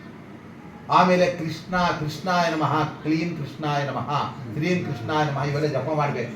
ಆ ಜಪಗಳೆಲ್ಲ ಕೈಯಲ್ಲಿ ಹಿಡ್ಕೊಂಡ್ಬಿಟ್ಟು ದಿನಕ್ಕೆ 1000 500 ಎಲ್ಲ ಮಾಡ್ಬೇಕು. ಉತ್ತರ ಭಾರತದೆಲ್ಲ ಅವ್ರು ಕೇಳ್ತಾ ಇರ್ತಾರ, ಎಷ್ಟು ಮಾಲೆ ಮಾಡಿದ್ರಿ ಅಂತ ಕೇಳ್ತಾರೆ. ನಾವು ಎಷ್ಟು ಮಾಲೆ ಎಲ್ಲ ಎಷ್ಟು ತಟ್ಟೆ ಹೊಡೆದ್ವಿ ಅಂತ ನಾವು ಕಥೆ ಆಗಿರ್ತೇವೆ. ಅವ್ರೆಲ್ಲ ಮಾಲೆ ದಿನಕ್ಕೆ 5000 6000 ಹಿಂಗೆಲ್ಲ ಕಿತ್ನಾ ಮಾಲಾ ಕಿಯಾ ಜಪ್ ಕಿಯಾ ಅಂತ ಹೇಳ್ತಾರ. ಅವ್ರ ಕೈಯಲ್ಲಿ ಜಪ ಮಾಡಿ ಹಿಡ್ಕೊಂಡ್ಬಿಟ್ಟಿರ್ತಾರೆ. ನಾವು ತಟ್ಟೆ ಅಲ್ಲಿ ನೋಡಿದ್ರಿ ಇಲ್ಲ, ಮೊಬೈಲ್ ಅಷ್ಟೇ ನಮ್ಗೆ. ಅದು ಬಿಟ್ಟು ಇನ್ನೊಂದು, ಪರಮಾತ್ಮನ ಕೈಯಲ್ಲಿ ಜಗತ್ತಿನ ಸೃಷ್ಟಿ, ಜಗತ್ತಿನ ಸಂಹಾರ ಇದೆ. ನಮ್ಮ ಕೈಯಲ್ಲಿ ಮೊಬೈಲ್ ಕೂತ್ಕೊಂಡ್ಬಿಟ್ಟಿದೆ. ಬೆಳಗ್ಗೆ ಅದು ಕೂಡ ಮೊಬೈಲ್, ಅದೇ ಅಲ್ಲ, ಅದೇ ಮುಖ್ಯ ಆಗ್ಬಿಟ್ಟು ಎಲ್ಲ ಅದಕ್ಕೆ ಅದರಾಗೆ ಅಲ್ಲ ಜಾತಕ. ಅಂತೂ ಪರಮಾತ್ಮನ ನೋಡಿ ಧ್ಯಾನ ಮಾಡ್ಬೇಕು. ಧ್ಯಾನ ಅಂದ್ರೆ ಏನು? ಸ್ಮರಣೆ. ದೇವ್ರಿ ನೀನೇ ಪರಂ ದೇಹ ಕೊಟ್ಟಿದೀಯಾ, ನೀನಂತ ಮಹಾನುಭಾವ, ನಾವು ಕೇಳಿದ್ರೆ ಇಷ್ಟೆಲ್ಲ ಕೊಟ್ಟಿದೀಯಾ, ಅವನ ಗುಣಗಳ ಚಿಂತನೆ ಅಷ್ಟೇ. ಆ ಧ್ಯಾನ ಹೇಗೆ ಮಾಡಬೇಕು ಅನ್ನೋದನ್ನ ಕಪಿಲ ವಾಸುದೇವ್ ಹೇಳ್ತಾ ಇದ್ದಾರೆ. ಅದನ್ನೊಂದು ಹೇಳಿ ಇವತ್ತಿನ ಉಪನ್ಯಾಸ ಮುಕ್ತಾಯ ಮಾಡ್ತಾ ಇದ್ದೇನೆ. ಸಂಚಿಂತಯೇದ್ ಭಗವತಶ್ಚರಣಾರವಿಂದಂ ವಜ್ರಾಂಕುಶಧ್ವಜ ಸರೋರುಹಲಾಂಚನಾಡ್ಯಂ ಉತ್ತುಂಗ ರಕ್ತ ವಿಲಸನ್ನಖ ಚಕ್ರವಾಲ ಜ್ಯೋತ್ಸ್ನಾಭಿರಾಹತ ಮಹದೃದಯಾಂಧಕಾರಂ. ನೋಡಿ, ಪರಮಾತ್ಮನ ಪಾದದಿಂದ ಅವನ ಧ್ಯಾನ ಶುರು ಮಾಡಬೇಕು. ದೇವರ ಬಳಿ ಭಕ್ತಿಯಿಂದ ನಾವು ತಲೆಬಾಗಿ ನಿಂತ್ಕೊಂಡಾಗ ಫಸ್ಟ್ ಕಾಣೋದು ದೇವರ ಪಾದ. ಪಾದ ದರ್ಶನಂ ಪಾಪ ನಾಶನಂ. ನಮ್ಮ ಪಾಪಗಳೆಲ್ಲ ಹೋಗಬೇಕು ಅಂದ್ರೆ ಒಂದು ಪಾದ ದುಃಖವನ್ನು ಕಳೆಯುತ್ತೆ, ಪಾಪವನ್ನು ಕಳೆಯುತ್ತೆ. ಇನ್ನೊಂದು ಪಾದ ನಮಗೆ ಆ ದಾರಿದ್ರ್ಯವನ್ನು ಕೊಡುತ್ತೆ, ಕಳೆಯುತ್ತೆ, ಸಂಪತ್ತನ್ನು ಕೊಡುತ್ತೆ, ಆನಂದವನ್ನು ಕೊಡುತ್ತೆ. ಅದಕ್ಕೆ ನಿನ್ನ 2 ಪಾದಗಳು ಸ್ವಾಮಿ.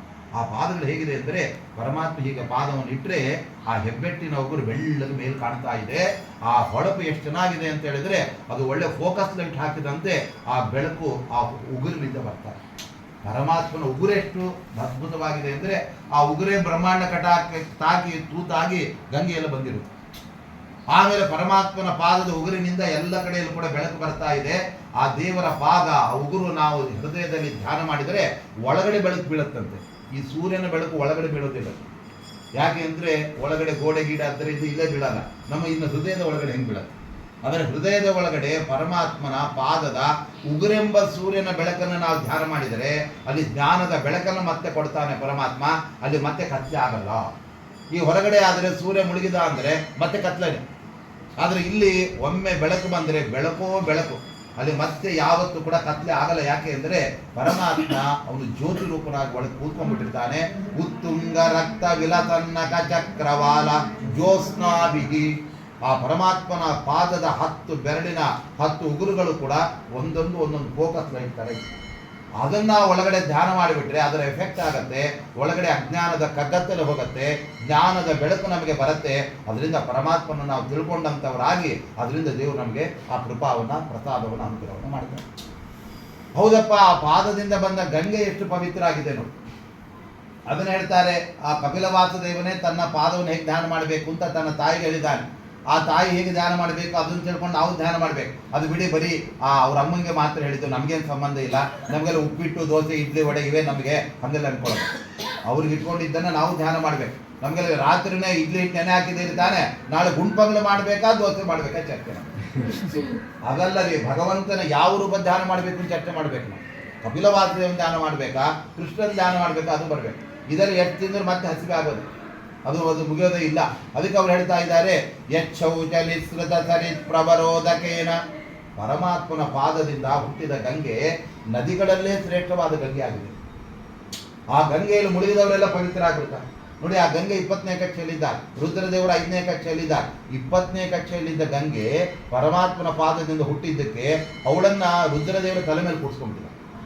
ಇಲ್ಲೇ ಹೋದರೆ ಇವಳೆಲ್ಲಿ ಅವರೇ ಯಾರಾದರೂ ತಲೆ ಮೇಲೆ ಕೂಡಿಸ್ಕೊತಾರೆ, ಪಕ್ಕದಲ್ಲಿ ಕೂಡಿಸ್ಕೋಬೋದು ಅಷ್ಟೇ. ಆದರೆ ಪಾರ್ವತಿ ಜಗಳ ಸಿಕ್ಕಾದ್ಬಿಡಿ, ಏನ್ರಿ ನನ್ನ ಒಂದಿವ್ಸ ನೀವು ತಲೆ ಮೇಲೆ ಕೂಡಿಸ್ಕೊಂಡಿಲ್ಲ, ಬರೀ ತೊಡೆ ಮೇಲೆ ಕೂಡಿಸ್ಕೊಂಡಿದ್ದೀರಾ, ಹೋಗಿ ಗಂಗೆಯಿಂದ ತಲೆ ಮೇಲೆ ಕೂಡಿಸ್ಕೊಂಡಿದ್ದೀರ. ಅದಕ್ಕೆ ರುದ್ರದೇವರು ಹೇಳಿದರು, ನೀನೇನು ಪರಮಾತ್ಮನ ಪಾದಿಂದ ಹುಟ್ಟಿದೆಯಾ, ನೀನು ಮೇನಾದೇವಿಯಿಂದ ಹುಟ್ಟಿದೆಯಾ, ಆಮೇಲೆ ಯಾರು ಹಿಮಾಲಯ ಪರ್ವತನ ಮಗಳಾಗಿ ಹುಟ್ಟಿದೆಯಾ ನೀನು. ಆದರೆ ಗಂಗಾದೇವಿ ಪರಮಾತ್ಮನ ಪಾದದಿಂದ ಹುಟ್ಟಿದಾಳೆ. ನಂಗೆ ಪರಮಾತ್ಮನ ಪಾದ ಇಷ್ಟ, ಅವನ ಪಾದದಿಂದ ಹುಟ್ಟಿದ ಗಂಗೆ ಇಷ್ಟ, ಅದಕ್ಕೆ ತಲೆ ಮೇಲೆ ಇಟ್ಕೊಂಡಿದ್ದೆ. ಅಂದರೆ ಎಲ್ಲೋ ಹುಟ್ಟಿದವರು ಎಲ್ಲೋ ಹೋಗ್ತಕ್ಕಂಥದ್ದಿದು. ಯಾಕೆ ಅಂದರೆ ಪರಮಾತ್ಮನ ಪಾದ ಸಂಭೂತಿ ಆದ್ದರಿಂದ ಬ್ರಹ್ಮದೇವರು ತಮ್ಮ ಸತ್ಯಲೋಕದಲ್ಲಿ ಕಮಂಡಲು ತುಂಬ ಗಂಗಾಜಲ ತುಂಬಿಕೊಂಡಿದ್ದಾರೆ. ಅವರೇನು ಅಲ್ಲೇನು ಬೇರೆ ಯಾವುದೋ ನದಿ ಹರಿಯುತ್ತೆ ಅಂತಿಲ್ಲ. ಮಧ್ವೀಜದಲ್ಲಿ ಹೇಳ್ತಾ ಇದ್ದಾರೆ, ಪದ್ಮೇಶ ಪದ ಪದ್ಮಶ್ರೀ ಕೃತ್ಯಾಂಗಂ ಪದ್ಮಜನ್ಮನಃ. ಪದ್ಮೇಶ ಪದ ಅಂದರೆ ಪದ್ಮ ಅಂದರೆ ಲಕ್ಷ್ಮೀ ದೇವಿ, ಅವಳಿಗೆ ಈಶಾ ಅಂದ್ರೆ ಯಾರು ಪರಮಾತ್ಮ. ಅವನ ಪದ್ಮೇಶ ಪದ ಅಲ್ಲಿ ಹುಟ್ಟಿದಂಥವಳು ಯಾರು ಗಂಗೆ. ಅವಳನ್ನ ನಿತ್ಯ ಪೂಜೆ ಮಾಡ್ಲಿಕ್ಕೆ ಬಳಸ್ಕೊತಾರೆ ಬ್ರಹ್ಮದೇವರು. ಬ್ರಹ್ಮದೇವರಿಗೂ ಪೂಜೆ ಮಾಡ್ಲಿಕ್ಕೆ ಇದೇ ಗಂಗೆ ಬೇಕ್ರಿ, ಬೇರೆ ಗಂಗೆ. ನಾವು ಪೂಜೆ ಮಾಡುವಾಗಲೂ ಅದೇ ಗಂಗೆ ಬೇಕು. ಆದರೆ ಆ ಗಂಗೆಯನ್ನ ನಾವು ಆವಾಹನೆ ಮಾಡಿ ಗಂಗೆಯನ್ನು ತರ್ತೀವಿ. ನಮಗೆ ಬೇರೆ ಗಂಗೆ ಬರದೇ ಇರ್ಬೋದು. ನಾವು ಕಲಶ ಇಟ್ಕೊಂಡ್ಕೊಳ್ಳೆ ಗಂಗೆ ಜಮುನೆ ಜೈವ ಗೋದಾವರಿ ಅಂದ್ಬಿಟ್ರೆ ಆಯ್ತು. ಆದರೆ ಬ್ರಹ್ಮದೇವರೇನು ಗಂಗೆನೇ ಬರ್ತಾಳೆ ನೇಡುವ. ಅದೇ ಥರ ನಮ್ಮ ಶೇಷದಾಸರಿಗೂ ಕೂಡ ಗಂಗೆನೇ ಇಲ್ಲಿ ಬಂದಿದ್ದಾಳೆ. ಆ ಶೇಷದಾಸರ ಮೈ ಮೇಲೆ ದೊಡ್ಡದು. ಅವರನ್ನ ನಾವು ಗಂಗೆ ಕರ್ಕೊಂಡು ಹೋಗಿ ಸ್ನಾನಕ್ಕೆ ನಾವು ಬರ್ತೀವಿ ದಾಸರೆ ದಾಸರೆ ಅಂತ ಇದ್ರೆ ಅವರು ಶ್ರೀನಿವಾಸ ದೇವರನ್ನು ಕೇಳ್ಕೊಂಡ್ರು. ಶ್ರೀನಿವಾಸ ದೇವರು ಹೇಳಿದ್ರು, ನೀನು ಯಾಕಪ್ಪ ಅಲ್ಲಿವರೆಗೆ ಬರ್ತೀಯ, ಗಂಗೆನೇ ಇಲ್ಲಿಗೆ ಬರ್ತಾರೆ ಅಂತ. ಗಂಗೆಯನ್ನು ಪ್ರಾರ್ಥನೆ ಮಾಡಷ್ಟೇ ಅಂತ ಹೇಳಿದ್ರು. ಗಂಗೆಯನ್ನು ಪ್ರಾರ್ಥನೆ ಮಾಡಿದ್ರು ದೇಶದಾಸ. ಅದಕ್ಕೆ ಅವ್ರು ಹೇಳಿದರು, ಸ್ವಾಮಿ ನೀವು ಮೂಲ ರೂಪದಲ್ಲಿ ಇಂದ್ರದೇವರಾದ ನಿಮ್ಮ ದೇವಲೋಕದಲ್ಲೇ ನಾನು ಹಡಿದವಳು ಗಂಗೆ. ನೀವು ಕರೆದರೆ ಬರದೇ ಇರ್ತೀನಾ? ನಾನು ನಾಳೆ 11 ಗಂಟೆಗೆ ನೀವಿದ್ದಲ್ಲಿ ನಿಮ್ಮ ಉಪಾಸ್ಯ ಮೂರ್ತಿ ಶ್ರೀನಿವಾಸ ದೇವರ ಆ ಪಾದದ ಹೆಬ್ಬೆಟ್ಟಿನಿಂದ ಬರ್ತೀನಿ ಅಂತ ಹೇಳ್ತಾರೆ. ಆವಾಗ ದಾಸರು ಎಲ್ಲರಿಗೂ ಹೇಳಿದರು, ನೋಡಿ ನಾಳೆ ದಿವಸ 11 ಗಂಟೆಗೆ ಗಂಗೆ ಬರ್ತಾಳೆ, ಇಲ್ಲೇ ಎಲ್ಲರೂ ರೆಡಿ ಆಗಲಿ. ಅವರೆಲ್ಲ ದೊಡ್ಡ ದೊಡ್ಡ ಕೊಡ ಮತ್ತೊಂದು ಹಡ್ಡೆ ರೆಡಿ ಮಾಡ್ಕೊಂಡ್ಬಿಟ್ಟಿದ್ರು. ಯಾಕೆಂದ್ರೆ ಈ ಗಂಗೆ ಸಿಗೋದು ಕಷ್ಟ, ನಾವು ಸಣ್ಣ ಸಣ್ಣ ಗಿಂಡಿಯಲ್ಲಿ ಯಾಕೆ ತುಂಬ್ಕೋಬೇಕು, ದೊಡ್ಡ ದೊಡ್ಡ ಹಡ್ಡೆಯಲ್ಲಿ ತುಂಬ್ಕೊಬಿಡೋಣ ಅಂತ. ನೋಡಿ ಅಷ್ಟೊತ್ತಿಗೆ ಸರಿಯಾಗಿ ಗಂಗಾಂ ಕದಾಚಿದಾಗ ಸಂಘಾಪಹಾರಕ ವಿಹಂಗಾಧೀಶ್ವರ ತನೋ ಅಂತ ಹೇಳ್ತಾರೆ. ಆ ಶ್ರೀನಿವಾಸ ದೇವರ ಈ ಸೊಂಟದವರೆಗೆ ಗಂಗೆ ಬಂದ್ಬಿಟ್ಟಿದ್ದಾರೆ. ಆ ಉಕ್ಕೀರಿ ಚಿಮ್ಮಿ ಚಿಮ್ಮಿ ಚಿಮ್ಮಿ ಚಿಮ್ಮಿ ಮೇಲೆ ಬಂದು ಅಲ್ಲೆಲ್ಲ ಪ್ರಾಕಾರದಲ್ಲಿ ಹರಿದು ಬಿಟ್ಟಿದ್ದಾಳೆ. ಕೊನೆಗೆ ಸೊಂಟದವರೆಗೆ ಗಂಗೆ ಬಂದು ನಿಂತ್ಕೊಂಡಿದ್ದಾರೆ. ಅವಾಗ ಎಲ್ಲರೂ ಕೂಡ ಆ ಶೇಷದಾಸರ ಜೊತೆಗೆ ಸ್ನಾನ ಮಾಡ್ತಾ ಇದ್ದಾರೆ, ಸಂಕಲ್ಪ ಮಾಡ್ತಾ ಇದ್ದಾರೆ, ಶೇಷದಾಸರನ್ನ ಹೊಗಳ್ತಾ ಇದ್ದಾರೆ. ನಾವೇನ್ರಿ ಕಾಶಿ ಹರಿದ್ವಾರ ತನಕ ಹೋಗಬೇಕಾಗಿತ್ತು, ಎಷ್ಟು ದೂರ ಇತ್ತು, ನಮಗೆ ನಿಂತಲ್ಲೇ ಈ ಮೊದಲ ಕಲ್ಲಲ್ಲೇ ಗಂಗೆಯನ್ನು ಬರೆಸ್ಬಿಟ್ಟಿದ್ದೀರಲ್ಲ ಅಂತ ಹೇಳಿ ಗಂಗೆ ಸ್ಮರಣೆ ಮಾಡಿ ಅವರೆಲ್ಲ ಸ್ನಾನ ಮಾಡ್ತಾ ಇದ್ದಾರೆ. ಎಲ್ಲ ಸ್ನಾನ ಮಾಡಿದ ಮೇಲೆ ಇನ್ನೇನು ನೀರು ಹೋಗ್ತಾ ಇದೆ, ಕಡಿಮೆ ಆಗ್ತಾ ಇದೆ. ಅಷ್ಟರಲ್ಲಿ ಕೆಲವು ತಮ್ಗೆ ತುಂಬ್ಕೊಂಡ್ಬಿಟ್ರು, ಇನ್ನೊಂದು ದೊಡ್ಡ ಕೊಡ ತುಂಬ್ಕೊಂಡ್ಬಿಟ್ರು. ಶೇಷದಾಸರು ಒಂದು ತುಂಬಿಗೆಯಲ್ಲಿ ನೀರು ತುಂಬ್ಕೊಂಡ್ಬಿಟ್ರು. ಅವರೆಲ್ಲ ಏನು ಅನ್ಕೊಂಡಿದ್ರು, ಊಟಕ್ಕೆ ಕೊಡುವಾಗ ಇದೇ ಗಂಗಾಜಲ ನೀರು ಕುಡಿದ್ಬಿಡೋಣ ಅಂತ ಕಾಯ್ತಾ ಇದ್ರು. ಎಲ್ಲ ತಮಗೆ ತುಂಬ ನೀರು ಇಟ್ಕೊಂಡಿದ್ದಾರೆ, ಇನ್ನೇನು ಪರಿಶೇಚನೆ ಮಾಡಬೇಕು, ಅಲ್ಲಿವರೆಗೂ ನೀರಿದೆ, ಇನ್ನೇನು ನೀರು ತಮಗೆ ನೋಡ್ತಾರೆ ನೀರಿಲ್ಲ ಅದ್ರ. ಯಾಕೆ ಅಂದರೆ ಗಂಗಾದೇವಿ ಕೇವಲ ಸೇಡುದಾಸರಿಗೋಸ್ಕರ ಬಂದದ್ದು. ನಿಮಗೆಲ್ಲ ಹಂಡೆ ತುಂಬ್ಕೊಳ್ಳಿಕ್ಕೆ, ಕೊಡ ತುಂಬ್ಕೊಳ್ಳಿಕ್ಕೆ ಅವ್ರು ಬಂದೇ ಇಲ್ಲ. ಇವರೇ ಸಿಕ್ಕರೆ ಬಿಟ್ಟು ಏನೆಲ್ಲ ತುಂಬಿಕೊಂಡೇ ಬಿಡ್ತಾರೆ. ಆದರೆ ಕೊನೆಗೆ ಅವರೇ ಗಂಗಾಜಲ ಕೈ ಹಿಡಿದು, ಕುಡ್ರಪ್ಪ ನಾನೇ ನಿಮಗೆಲ್ಲ ಗಂಗಾಜಲ ಹಾಕ್ತೀನಿ ಅಂದರೆ ಎಲ್ಲರ ತಮ್ಮಿಗೆ ಆ ಒಂದು ಸಣ್ಣ ತಮ್ಮದಲ್ಲಿ ನೀರು ಹಾಕಿ ತುಂಬಿಸ್ಬಿಟ್ಟಿದ್ದಾರೆ. ಕೊನೆಗೆ ಕೈಯಲ್ಲಿ ಹಿಡ್ಕೊಂಡು ಗಂಗಾ ಜನಕನಾದ ಈ ಶ್ರೀನಿವಾಸ ದೇವರು ನಮ್ಮ ಬಿಂಬರೂಪಿಯಾದ ಪರಮಾತ್ಮ ಸಂಪ್ರೀತನಾಗಲಿ ಅಂತ ಹೇಳ್ತಾರೆ. ಶೇಷದಾಸರ ಅನುಸಂಧಾನ ಹೇಗೆ ಅಂದರೆ, ಯಾರೇ ಬ್ರಾಹ್ಮಣರು ಬರಲಿ, ಒಬ್ಬ ಸಣ್ಣ ಬ್ರಾಹ್ಮಣ, ಸಣ್ಣ ದಾಸರು, ಅವರೇನಂಥ ಅನುಷ್ಠಾನ ಪರರು ಅಂದೇ ಇದ್ದರೂ ಕೂಡ ಅವರು ಬನ್ನಿ ಸ್ನಾನ ಮಾಡಿ ಅಂತ ಹೇಳ್ಬೇಕಂತ. ಅವರು ಸ್ನಾನ ಮಾಡಿ ಬರಬೇಕು. ಸ್ನಾನ ಮಾಡಿ ಬಂದ ಕೂಡಲೇ ಅವರೆಲ್ಲ ನಾಮನೇದ್ರಾದ ಕೂಡಲೇ ಇವರು ತೀರ್ಥವನ್ನು ತಗೊಂಡು ಅವ್ರ ಕೈಯಲ್ಲಿ ಕೊಡಬೇಕು. ಅವ್ರ ಕೈಯಲ್ಲಿ ಇಟ್ಟು ಅವರು ನಮಸ್ಕಾರ ಮಾಡ್ತಿದ್ದರು. ದಾಸರಿಗೆ ಅವ್ರ ಪರಿಸ್ಥಿತಿಗಳು, ದಾಸರೇ ನೀವು ದೊಡ್ಡವರು ಮಹಾನ್ ಭಾವರು, ನಮ್ಮ ಕಾಲಿಗೆ ಯಾಕೆ ನಮಸ್ಕಾರ ಮಾಡಿ? ಇಲ್ಲಪ್ಪ, ನಿಮ್ಮ ಒಳಗಡೆ ಬಿಂಬರೂಪ ಇದೆಯಲ್ಲ, ಆ ಬಿಂಬನಿಗೆ ನಮಸ್ಕಾರ ಮಾಡಿದ್ದೀನಿ ಅಂತ ಹೇಳ್ಬೇಕು ಸರ್. ಆದ್ದರಿಂದ ನಿಮ್ಮ ಬಿಂಬನಿಗೆ, ಯಾಕೆಂದ್ರೆ ನೀವು ಛಲ ಪ್ರತಿಮೆ ಆ ಪರಮಾತ್ಮನೇ. ಆಗ ನಮ್ಮ ಮನೆ ಬಂದಿರೋ ಭಾಗ್ಯ, ಬ್ರಾಹ್ಮಣರ ಒಂದು ಸೇವೆ ಪರಮಾತ್ಮನಿಗೆ ಪ್ರಿಯವಾಗುತ್ತೆ ಅಂತ ಹೇಳಿ ಅವ್ರ ಕೈಯಲ್ಲಿ ಕೊಟ್ಟ ತೀರ್ಥವನ್ನು ತಗೊಂಡು ಆಮೇಲೆ ಅವರಲ್ಲಿ ಯಾವ ಬಿಂಬ, ಅದು ನರಸಿಂಹನ, ವಾಸುದೇವನ, ಅದನ್ನ ಚೆನ್ನಾಗಿ ಚಿಂತನೆ ಮಾಡಿ ಆಮೇಲೆ ಅವರಿಗೆ ತೀರ್ಥ ಕೊಟ್ಟು ಅನಂತರ ಊಟಕ್ಕೆ ಮಾಡಿ ಅವ್ರನ್ನ ಊಟ ಮಾಡಿಸಿ ದಕ್ಷಿಣ ಕೊಟ್ಟು ಕಳಿಸ್ತಾ ಇದ್ದಾರೆ. ಇದು ಅವರು ಮಾಡಿದ ಬ್ರಾಹ್ಮಣ ರಾಜ. ಯಾಕೆಂದ್ರೆ ಯಾರು ಸ್ವಲ್ಪ ಸಿಟ್ಟಿನ ಬ್ರಾಹ್ಮಣ ಇರ್ತಾನೆ, ಓ ಇವರ ಒಳಗಡೆ ನರಸಿಂಹದೇವರ ಬಿಂಬ ಅನ್ಕೋತಾ ಇದ್ರು.